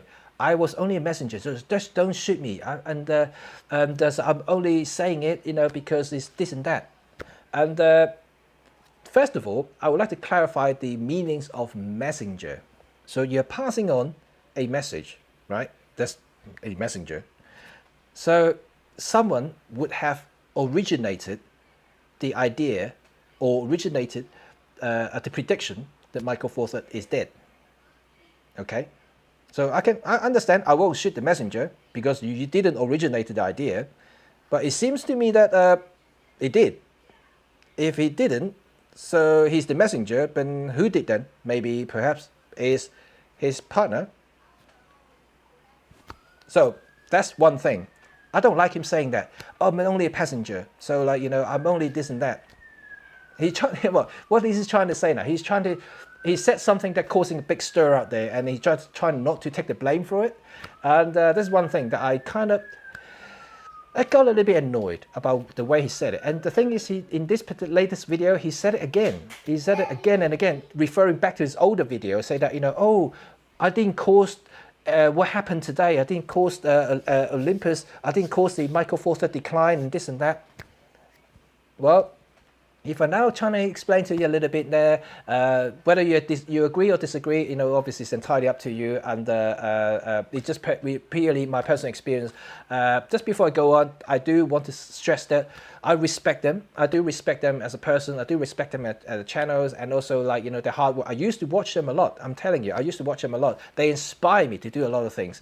But it's now that it becomes so popular, they have this following, this cult following, and then and also worshippers, and so like everything they said would have some sort of effect regardless. So this is what I'm saying. You know, a lot of influencers out there now, and I can almost classify them as influencers just because they have a huge following there. So everything that they said usually will bear some sort of responsibility, and whether you say something good or say something bad, it has something to do. And that's why I always want to, rather than if I one day become a very influential person, I rather like to talk about something really negative. I'll focus on the positive, and because anything negative could potentially damage someone unintentionally. You know, like you are driving out a market just because, not that we care, you know, into Micro Four Third user, we already in this world here now. But for people who potentially thinking about a portable system would walk away from the Micro Four Third platform because of what you said, and it's something you know, if you didn't say it, to be quite honest, I don't know the outcome whether it's going to be the same or not, but I'm pretty sure a certain amount of people distance themselves from from Michael Four Third because of what he said. And he said, I'm only giving out an educated advice to people. But what is the education point of view? You know, I don't see that at all. You know, that's kind of my frustrations when he said that as well. And then he makes even another statement in his video, then calling everybody that watches his video and follow his advice are nerds. Yeah, you heard that right. He called everybody watches his channel nerds and not photographers. No, what's up? Yeah, go on. Ask Annabelle to open it. And so sorry, my son just asked for my iPad. So he actually calling everybody else nerds who watch his channel. He said, oh, he actually said that there are two types of people out there. There are people who are into gadget, who are into technology, the latest and the greatest, and there are people who are enjoying the process of making photographs. And for those people who will not listen to me, you see what I'm saying? It's a bit weird of what he said there. So I thought your channel is supposed to be a photography channel, and then you're going to be appealing to people who want to improve their photography and who enjoy the process of making photographs. So he's saying that those people won't listen to him. And then he come around to saying that, so people who watch my channel, listening to these are usually people who like technologies, like the latest and the greatest and things. It's a really contradicting thing there, you know. So like, what are you saying, that you are there to please the technological nerds out there, but not the photographers? But you are a photography channel that you don't want to promote people to be more disciplined and to become a better photographer, taking better pictures, and more worry about gears. That's what he's saying, and so that is kind of why I really kind of got a little bit frustrated, and that's why I like it. Look, how many times have I actually in the past, in the last 4 years in this channel, how many times did I actually ever mention about a channel directly like this? You know, rarely do that. But it's because of recent videos that I saw, and I just feeling that I would like to say something, and I know I may have upset some people, you know. I'm pretty sure I have made some enemies since last week. Pretty sure that, as judging from some of the comments and some of the unlike thing that's going on there, I'm pretty sure I have. But the thing is, I'm only speaking the truth, and I try not to become very biased in certain things. And like I said, you know, I'm a Micro Four Third user, but I don't trying to sell Micro Four Third to you. That you're free to use any other system, and people who watch my photography 101 knows that I try to push photography as a theory, as mental things. I rarely talk about, you know, how to press the button, how to do that. I mean, Peter Forsgren and Robin Wong are doing great jobs and doing tutorials and how to utilize your OMD cameras better. But I rarely do that sort of thing, you know, just because I'm a photographer. I'm working day to day as a photographer, and I just want to share my knowledge, my skills. Hopefully, will make you better in terms of executing the photograph rather than pressing the button. And obviously you need both. So like, that's why Robin and Peter are doing a fantastic job of that. You know, even I learned a few things about certain button shortcuts and things like that. You know, they really cool. You know, I love watching their stuff. But for me, I'm not that type of person, you know, and I rather you know, just like when I conduct my workshop, you know, when I do my workshop, I rarely talk about buttons. I talk about how to get better things, how to look for the light, how do you composing, how do you become creative when you in certain situations, for instance. So and that's kind of who I am anyway as an individual. So I rarely talk about brands because anybody can attend my workshop. Anybody can come to me and ask me to do a one-to-one talk about photography. And when I do that, I don't talk about brands. I may be using my OMD cameras as a demonstration, but you're very welcome to use Leica, Fuji, Canon, anything, because in photography, all you need to do and all you need to know is the exposure triangles, right? ISO, shutter speed, aperture. That three things allow you to do anything, and anything is an extra. And I always teach people just based on that three things only, you know, and there's nothing much more than that. So it's very straightforward, very simple, and to me, you don't need the latest tech to do that. In fact, I can use a 20-year-old camera to do the same thing. So this is truth photography. This is essence photography. You know, you don't need all this stuff here. They are extra. They're cool. They're fun to play with. I use them, you know, because they speeds up things for me to use and get more accurate shots. That's a fact. So I don't disagree the latest technologies and stuff like that. But if you want to train up to become a better photographer, don't you need to first understand the exposure triangle? You know, a lot of these things that you need to learn the basics before you're moving on to like really, you know, technical geeky stuff, you know, and I like that because I'm a kind of tech guy myself, but you still have to kind of focus on them first, you know, regardless. That's why when I look at Toneh's channel, it's becoming more of the tech channel and then more of a gadget channel. And I have no idea about his dealing with some of the companies, for instance, because certainly there is something going on there. I don't see the unbiased issues anymore. You know, he's always preferred one over the other, and he also dissing any smaller formats, and which I don't think is a good thing to do, because smaller formats deserve a place. Because it enables a lot of people to do certain things. Like I mentioned last week, the Micro Four Third is definitely cool to a lot of people. Like Micro Four Third, let's just look at it that way. Before Micro Four Third came about, and this is like really kind of emotional thing that I'm trying to talk about now. It's because if you look at in general, I meet a lot of photographers in different photography clubs. In a lot of places, I travel a lot. I do speeches in the photography, RPS and things like that. I've seen a lot of photographers out there, but I can see a lot of able person who are just, you know, physical able. You know, they can take up heavy gears and things like that. So they're okay. They could use anything. But there are also a bunch of really enthusiastic, passionate photographers. They're just less able, but Micro Four Third gave them that window to do something with the cameras because they're lighter, they're smaller, they have the stabilization to compensate a lot of things. These something that you cannot buy with money, you know, like because it's a solution for them to use it, and they can finally have a tool to do something, right? And secondly, affordability. Okay, you might think that Micro Four Third is expensive these days, but look, if you compare to bigger formats. I'm not even talking about medium format, they're crazy expensive, right? But like full frame stuff, lenses, like don't talk about just camera body, the whole system, yeah? Wildlife photography, for instance. How many of you are now taking wildlife photography, doing bird shooting, doing bird in flight, doing wildlife photography, like safaris and stuff like that? Back in the full frame days or film era days, you have to have a top-end DSLR, top-end SLR for tracking purposes. You have to buy 500 5.6, cost you an arm to buy it. You have to get 800mm 6.3. These are bloody expensive, heavy stuff. And like these are dream of a lot of photographers, yeah? Oh, I one day really want to do, I'm really interested in taking photograph of cheetah running in the field.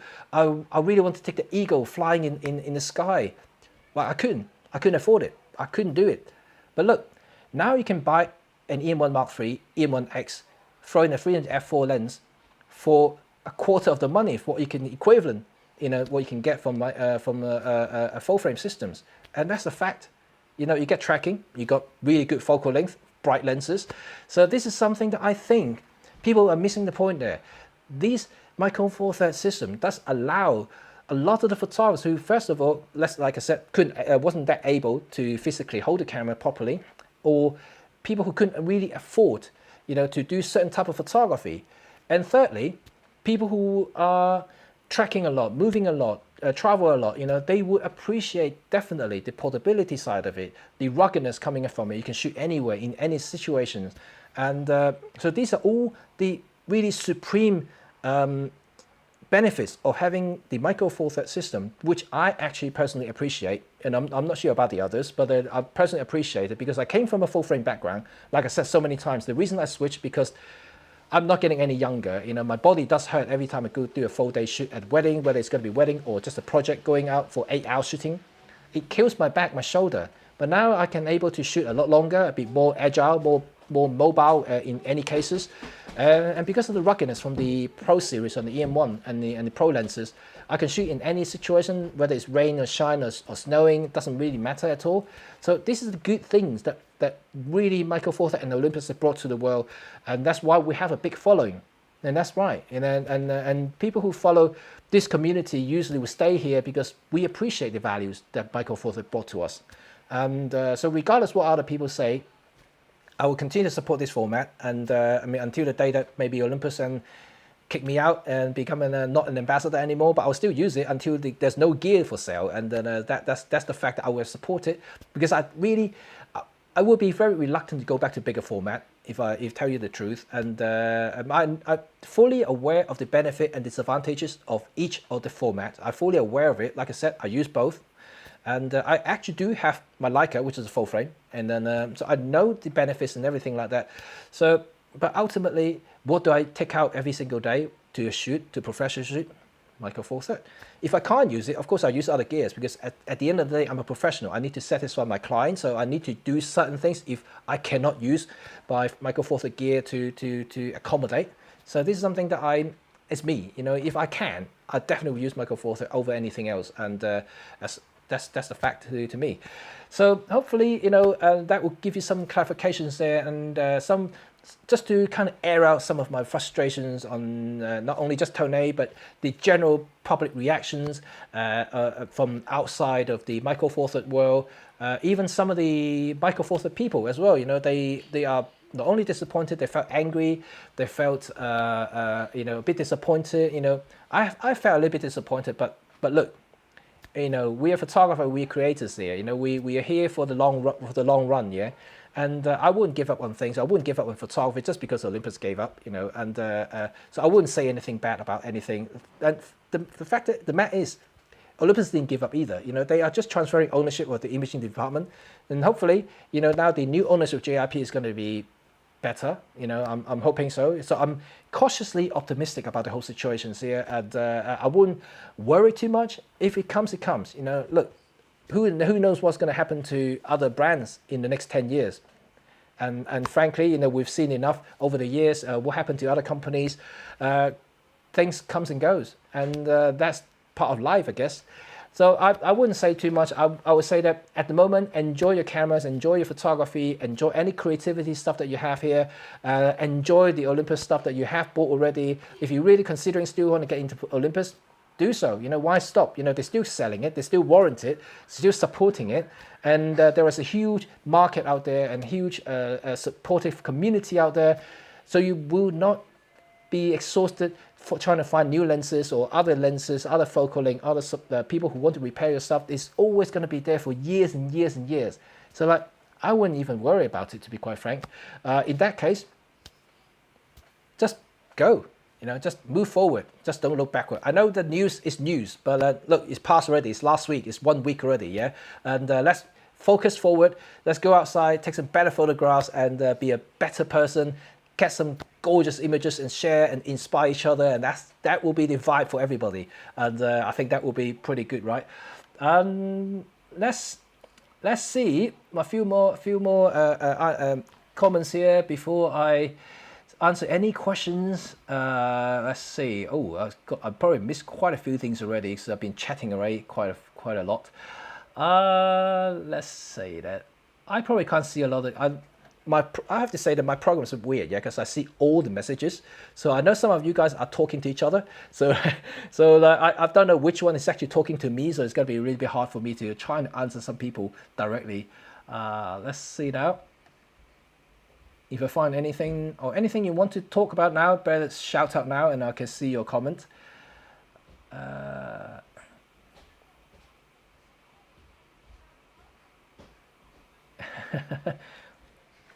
Laurent, they say that Toneh dislikes the Nikon Z50, Z50. People correct him, it's Z, it's not Z.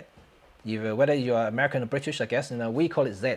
I know I said Z last week, but I don't know, I'll just call it Z. Z50 as well. Reviews by people on YouTube are often based on opinions and can be misguided and inaccurate.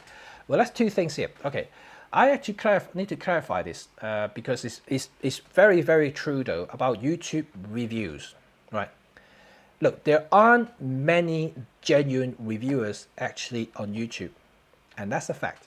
If you look at them who review cameras, they are usually people who literally just bought the camera themselves as a person, and they talk about the camera as a review, right? But there are also reviewers who are actually reviewing camera as a profession, where they reviews different cameras across the board.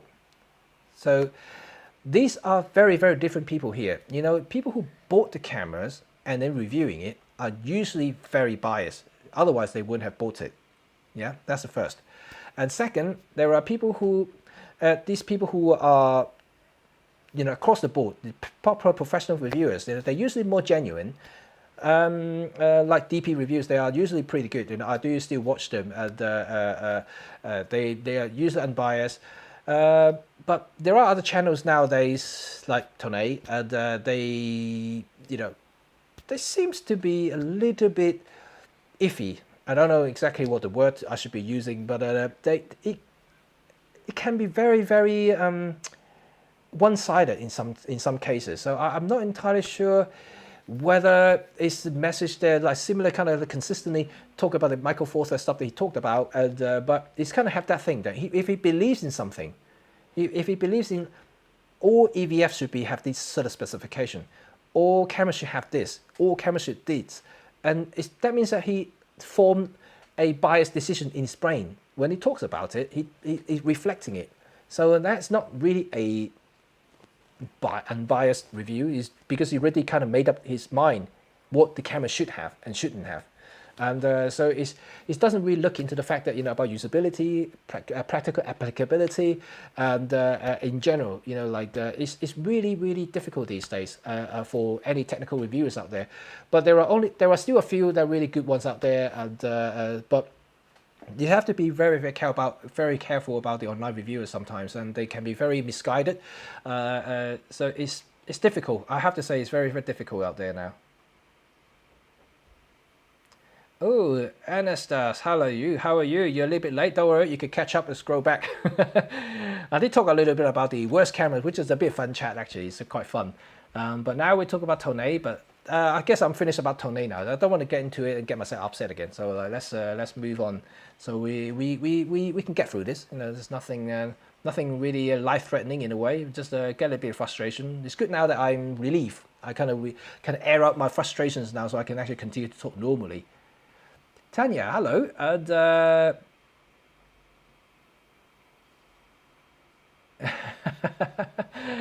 Tetsuo, and it did spread the misconception of f-stop and Michael Foster being inferior. Like I said, I used to respect them, and then he in the latest video he did say that, oh, I support Michael Foster because we used to use all the GX5s and GX4s, you know, to do the channel. Yeah, used to. When he was using it, he liked them. Yeah, that's what he's saying. But if you know, look at Camera Conspiracy. You know, he talked about Toneh. That's why Toneh came out. Yeah, he talked about blurry background thing. This is his obsessions now. You know, this is his obsessions about shallow depth of field. This is exactly the problem. He likes this shallow depth of field now. So anything that produces less depth of field is basically rubbish. Is junks in his eyes. Oh, no idea. Tanya, hello. When I bought the E1 Mark II, I saw his video tutorial about it. It helped me a lot, and it was the last unbiased video he made about Olympus. Perhaps, like I said, he used to be good, and E1 Mark II now, when the tutorial, he probably came about 3-4 years ago now. So yeah, that was the time I still watched him. It was actually pretty good.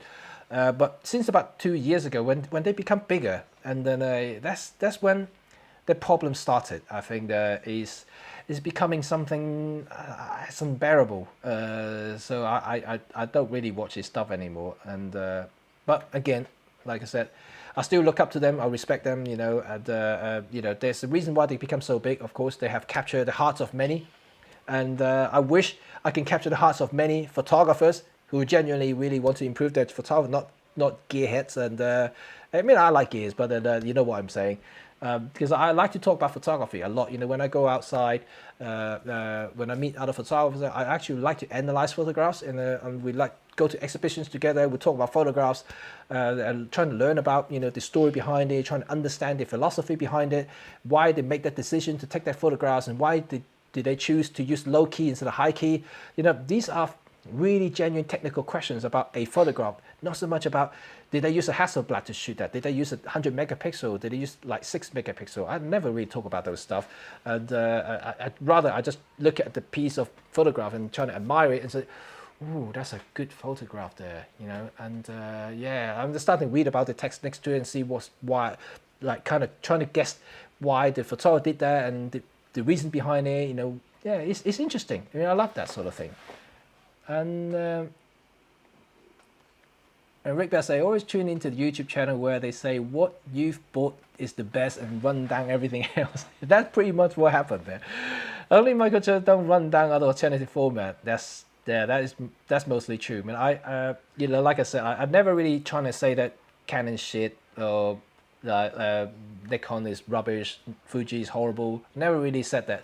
I mean, they're all good cameras. Like I said, in 2019, 2020, they're all really good cameras there. I used them all. I tested the Fuji. I like the colors. Like I said, they all have the goods and bads. Nothing is perfect in this world. You just have to live with what you got, and if you appreciate your cameras and your tools, and you know, that's the best camera you ever have. And let's see that.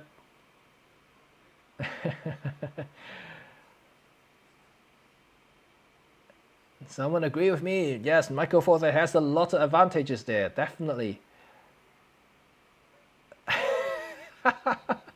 You should have. I'm only a passenger. Oh, that's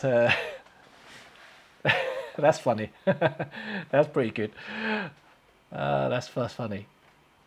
Who's calling me? Is he calling me this time of the year? And let's see. I was looking for alternative. Sorry. Bob is not a coupe, and it's very ego. No one to blame but themselves in camera phones. Well, you know, every company's made a lot of mistakes along the way, I'm pretty sure. You know, if you look at the general consensus of Canon and Nikon, for instance, not talking down on them, but you know, they completely ignore the importance of mirrorless market. That's why they spend a lot of effort trying to catch up now. You know, with the R series on Canon and the Nikon Z series, they are really trying to get back. Canon, obviously, they have much more money to burn, so that they should be able to get through this. And but you know, Nikon is a great company. I admire them. I used to use their DSLRs back in the days. They're great companies there, but they need to catch up. You know, that's something that I know they probably struggle a little bit financially, and that's why they can't pump out as quickly, as fast as Canon. And you know, it's a tough world out there in the camera industry. In general, it's really tough. Like I said, the point and shoot market was the bread and butter. When that is eroded away because of smartphones, and that's gonna be tough. You know, Olympus really, I wouldn't say that they lost out in any way. I think it's over the sense that they didn't quite catch the trend or trying to pay too much attention from the video side of it. They all have video features, which is fantastic. I love the video features. I use that to make films, for instance. But there are certainly some features is lacking and didn't really catch up in terms of codecs wise, you know, like for compressions. There's a lot of features that they could have included in the latest crop of cameras, but they didn't. So hopefully, like I said, new direction, new hope.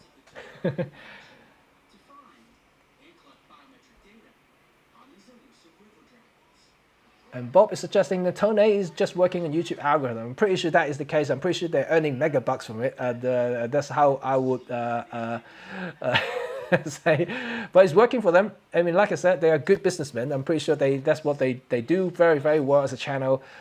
Financially, it's definitely not a problem for them anymore, and so that is pretty good. But having said that, they used to drive a big BM and big houses, so I'm pretty sure financially never really a struggle anyway. And I mean, like myself as a poor photographer, you know, like trying to get people to buy me coffee, and that's another thing. You know, I don't own a big BMW. I don't live in a big giant house. I'm just a very modest photographer. Laurent, and this is style. Panasonic can carry load forward, and both are good. And mentions them on Penny is better. I hope the two can gel together. Both of them started Micro Four Thirds together. They both have the good and string, and that's the thing though. Panasonic was the video side, was the video representation of Micro Four Thirds, while the Olympus was the photography representation of the Micro Four Thirds.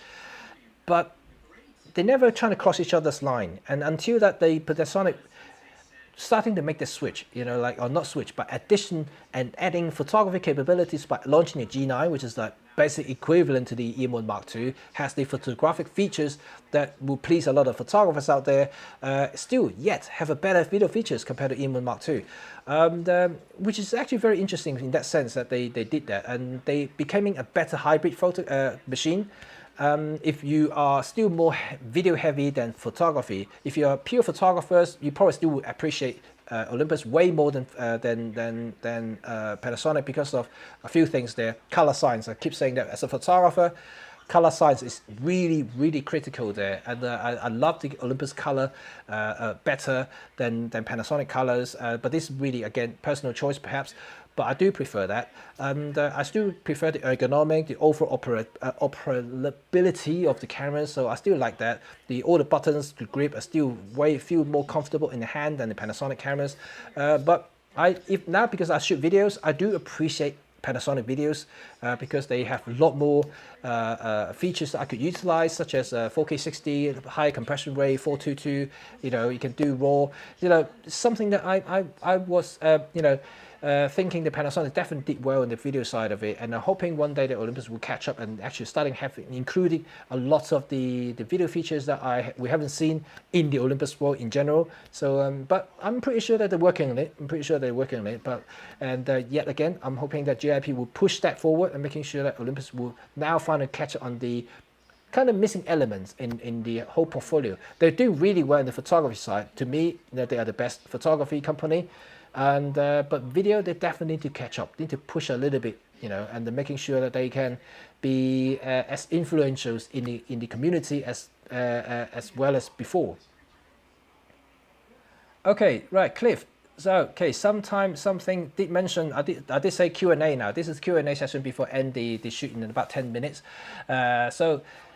Roadmaps. People will talk about roadmaps. That's changed a little bit, and I'm not surprised it's been changed because they're you know, the COVID-19 did have an impact, not just because of the recent episode on the JIP issues, but more to do with the actual market. Like, look, the Olympic Games has moved up to next year, 2021. So originally they were going to showcase a few things, you know, this year, including that Beast, the 150 to 400 Pro lens, which I definitely would try to get hold of one, and that's going to be the super rare lens that I think be worth collecting, you know, so long that it's not too expensive. I'm pretty sure it's very expensive, but anyway, that lens should be a beast. So that's supposed to be the showcase in the Olympic Games for Olympus. But that Olympic, of course, no longer happening in 2020. So the roadmap has to adjust. And because of that shift and several other things that they originally maybe having some links to that particular product, will have to shift a little bit, shuffle a little bit to adjust to the timelines a little bit. So that's why there's some changes there. And I don't think it will be a problem. So don't worry about it. I'm pretty sure they did it for the reasons. But I am curious about what comes next. So I'm very genuinely excited about the new products, because I'm pretty sure that if they said that everything's going to be business as usual, that's what they declared last week, that means that we're definitely going to see some new products coming this year. That will be, I'm quite excited to share with you guys as and when it comes out. And of course, like I said, because I signed an NDA, I would not be able to declare anything or let you know about anything until the embargo is lifted. But I'm pretty certain that you'll be excited as much as I am when that comes out. And I don't want to say the wrong thing, so I better shut up now. Okay, let's see what happened there. Z. George Baker, it's interesting to note that the Olympus ambassadors seem to me to do more live YouTube videos than ambassador for other cameramen. Do others agree? It's just me, you know, because I can't do any videos. That the only way I can continue my communication with my community is through live streaming, and and that's maybe miss me. I actually find it quite fun, you know. If I don't know about you guys, do you like my live stream? I'm actually quite happy talking to all of you, and I find it's a very good way to interacting and also really learning about you guys. And during this process, for the last few months now, I've been doing this live stream every Wednesday and also doing my Facebook live stream every day for like Monday to Friday, every day, every morning. I met a few really good friends now, e-friends, I was electronic friends, because we haven't met in person, but really good people here, like Ralph, like Brad, Burana, you know, these people are regular, seeing me every single morning and saying hi to me. We're becoming friends and we talk about things, which is actually very fun. And this is the same thing. You know, I love you, George. I remember you here quite often as well. It's just something that I really genuinely appreciate. A lot of you guys keep tuning in, listening to me. And even though sometimes I get a little bit emotional, a bit excited, a bit angry, a bit frustrated, and you guys are all listening to it. And so it's good. It's almost like I'm chatting to friends. That's why I love doing live streaming, even though I don't really talk about Olympus that much, and or actually quite a bit actually. But I'm generally, you know, want to meet with all of you and trying to talk about photography. You know, yeah, Michael Fourth, Olympus, yes, anything that excites you, excites me. You know, I'm here for you guys, and also I'm really hoping one day I'll be on stage and start see all of you, and you know, maybe have a photo walk together, you know, wherever you are, and maybe I'll do a world tour, just go around different places. If I can afford it, I'll go outside and, you know, just to do all kinds of photo walks out there and meet everybody and do some photo walks together. And yeah, that would be really, really fun. Enjoy a beer or two. That would be cool, right? That's only Rupture goes into the controls and settings and details, and no one else really shows you everything about the menu, dials, and buttons you need. May not be live, but in terms of buttons and dials, I'm pretty sure Peter Forscott and Robin, especially Robin, does a lot of these stuff. And he's pretty good at it as well. He doesn't do it live, but he does it to tell you exactly what the buttons are, shortcuts, and he's really, really good at what he does. And that's why he's got a big following now. It's really good now.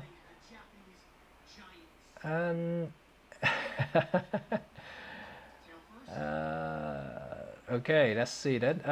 Oh yeah, Joseph Ellis. I forgot about Joseph Ellis. I love that guy.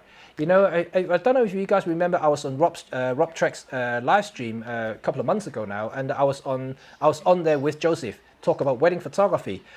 We clicked together straight away. You know, in fact, we communicated after the live stream, and Joseph was a great guy. You know, we share a lot of the philosophy of photography, and we love the technical side of the in terms of photograph, image making, more than the gear itself. You know, we love that, and I think it's quite cool that we talk a lot about these stuff. And if you guys want to see him live on here as a guest, you know, perhaps I can bring him in and start talking about photography. You know, if you guys really want to learn about something, maybe you want to send us some photographs to me, we can talk about it. And if you really want to improve your photography, it's quite cool to do that.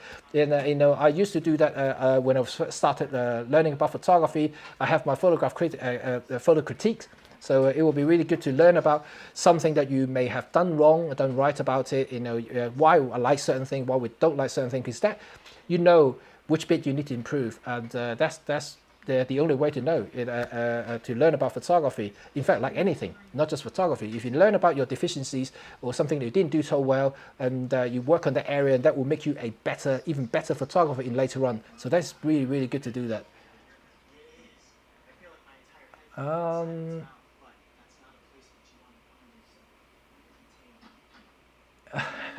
Thank you for coffee time. Thank you very much. Someone just give me a coffee. And Hart loves camera conspiracy. I like him. I like him. He's a funny guy. He's a very clever guy. I'm telling you, he's a very clever guy. And by the way, he loves EM10, EM1 Mark III. He loves it. And you can see that he really praised that camera, even though he doesn't really use it. But he said it's better than anything he used before, and it's really perfect for vloggers. If Olympus finally gave him 4K 60, he'll be like more than happy and over the moon. Okay, Peter, let's go back to it now. Sorry, I talked about the roadmap earlier. Yeah, like I said, the roadmap has shifted a little bit. Obviously, there'll be some changes. Obviously, to the full extent, I wouldn't be able to tell you anything. And also, I know certain product launches is still there. It's just been shifted, not because of the GIP issues, more to do with the timing. Because like I mentioned earlier, the Olympus game has shifted from 2020 to 2021. Things that they're supposed to showcase didn't happen, and they need to adjust to it, because it's really, really difficult for company, because they had a lot of things in mind, because maybe certain features, because I don't know personally, but there could be certain features that you really want to showcase, and that would work well in Olympus environments and with the latest product on this and that. So that's why they have to kind of shift it. It's unfortunate. I have to say it's unfortunate. This COVID-19 really put damaging things to not just Olympus, but anybody, including myself. My business suffers because of COVID-19 stuff, but let's put that aside. You know, the COVID-19 in general has a huge impact on a lot of stuff. And this is one good example, because Olympus has planned so much for the Olympics 2020.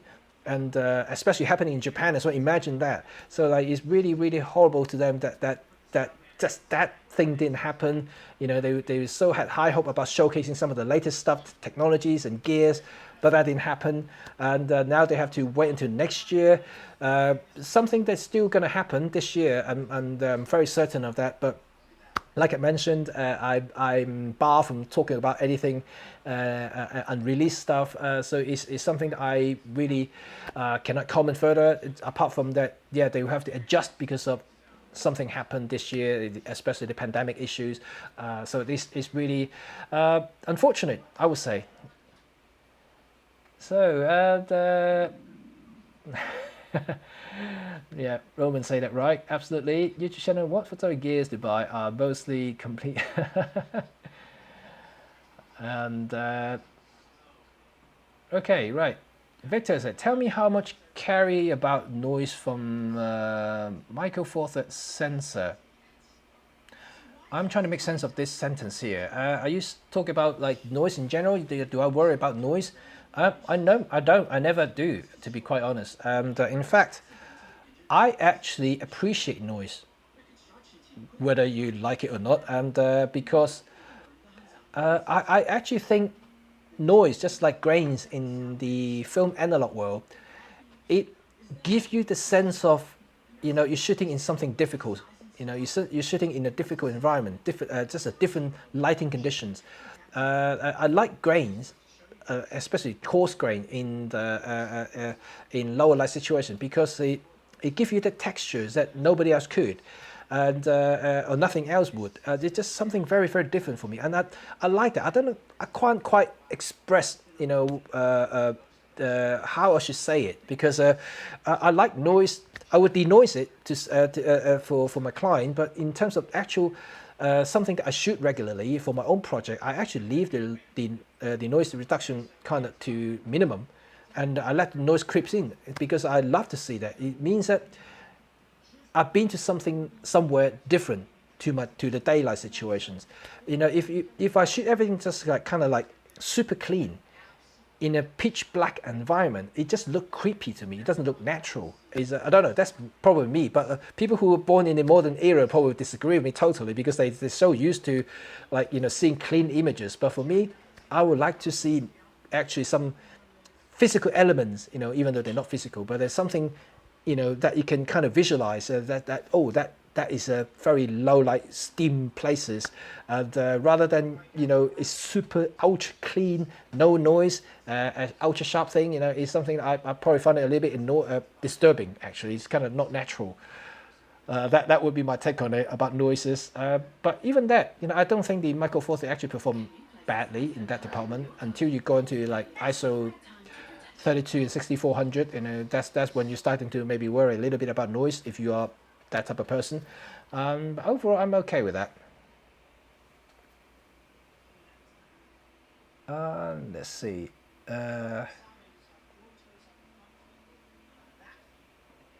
Oh, thank you, Tanya. I'm glad that you find my channel very helpful and fun to watch. I try to be fun as much as possible, and sometimes I do throw in some rude jokes every now and then, but I hope that it will make you laugh.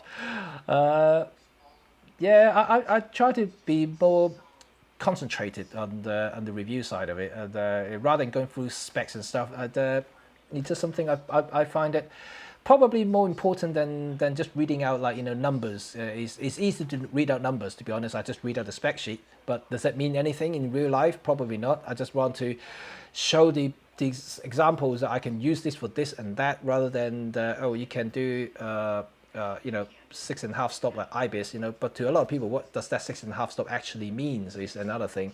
And you know, for some people, to the technically knowledgeable enough may understand, but then for majority of people out there, these figures don't mean anything. So that's why I try to ignore them. But somehow that in the last couple of years, I did starting to include some of the technical specs, just because I know some viewers would like to see that, so I read out some of it. But even that, I just kind of like go past it very quickly, try not to stay on it too long.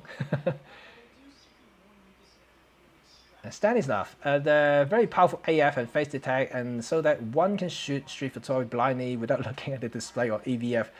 That is very true. The EM1 Mark III is very, very powerful. But I have to also say that at the same time, the automation on camera these days is that it's good if you appreciate.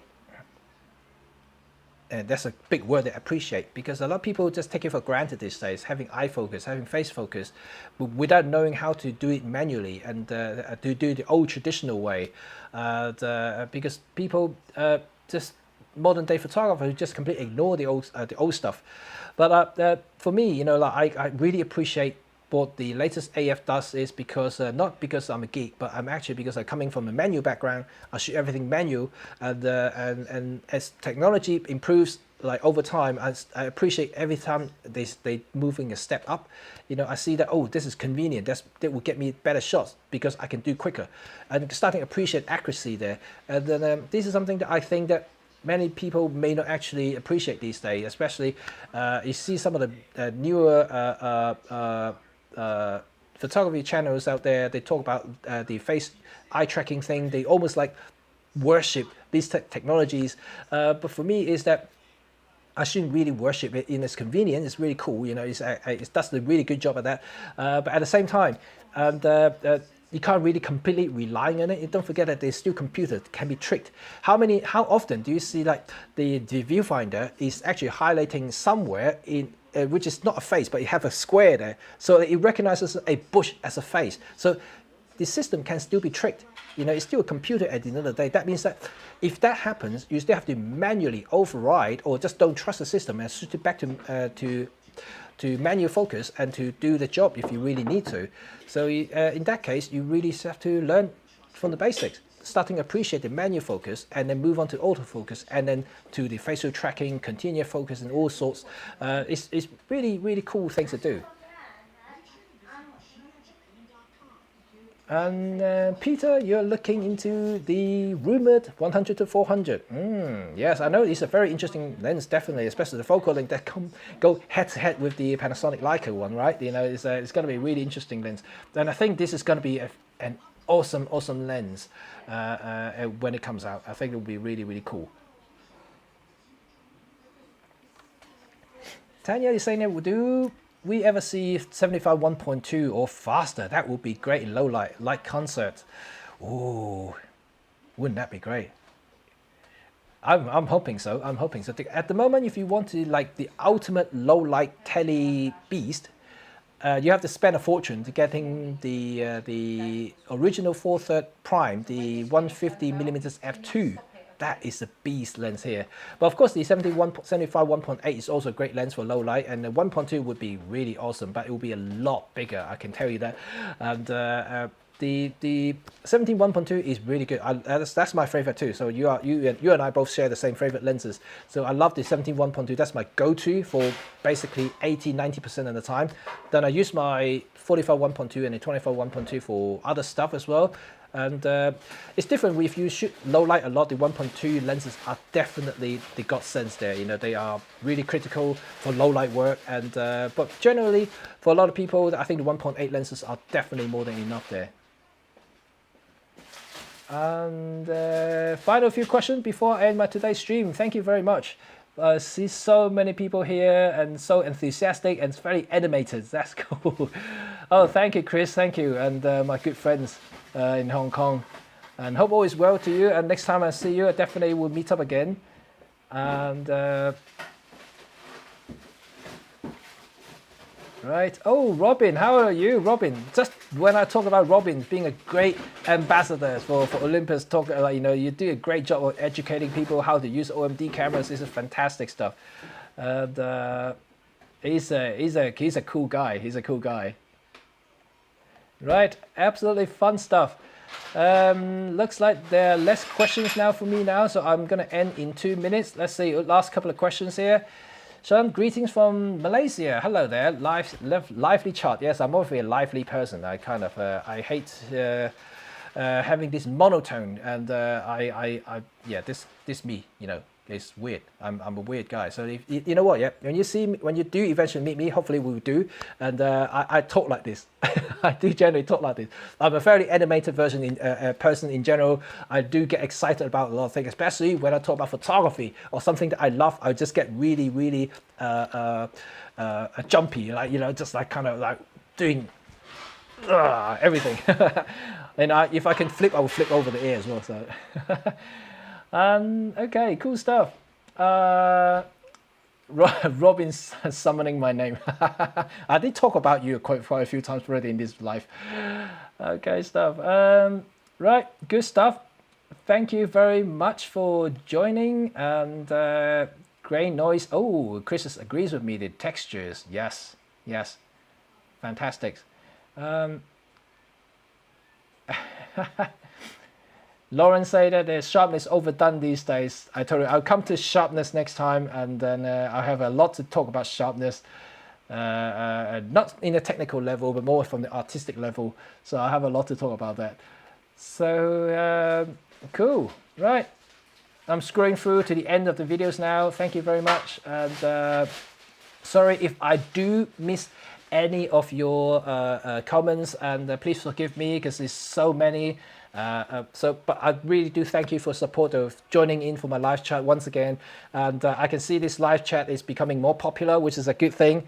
And I'm very pleased all the Micro Four Thirds community is coming together, and especially, you know, Olympus crowd here is supporting this channel is fantastic, and I love all the enthusiasm here. It's fantastic. It's definitely helped for me as an ambassador as well, you know, and know that I'm reaching out to people who previously not here. So it's really good there. And also, don't forget that I run this live stream every Wednesday. So unless I have a job going on, then I'll pre-announce it in my community page, so you know in advance whether I'm going to do a live or not. But usually I will be here every Wednesday between 3 p.m. to 5 p.m. that kind of thing in BST, London British time. And I do also run a live stream in the morning on my Facebook, so you can come and check me out. And Jimmy Cheng 23, that's my username, so you can find me in Facebook every morning between 11 to 11:30 BST. And also my social, you can see my this side. Where you go? There you go. That's my social there. You can follow me on Instagram. My website is there. You can check me out. Very welcome. And yeah, that will be it. So thank you very much. I'm super happy, and really appreciate all you guys joining here. Very good chat today. I hope you guys enjoyed it. Hope you guys didn't waste your coffee. And I saw earlier in the stream that a lot of you guys going to make coffee, and that's really good. And because yeah, it's always about coffee with Jimmy Cheng, right? You know, in this channel. That's good. So thank you very much. I'll see you all next week.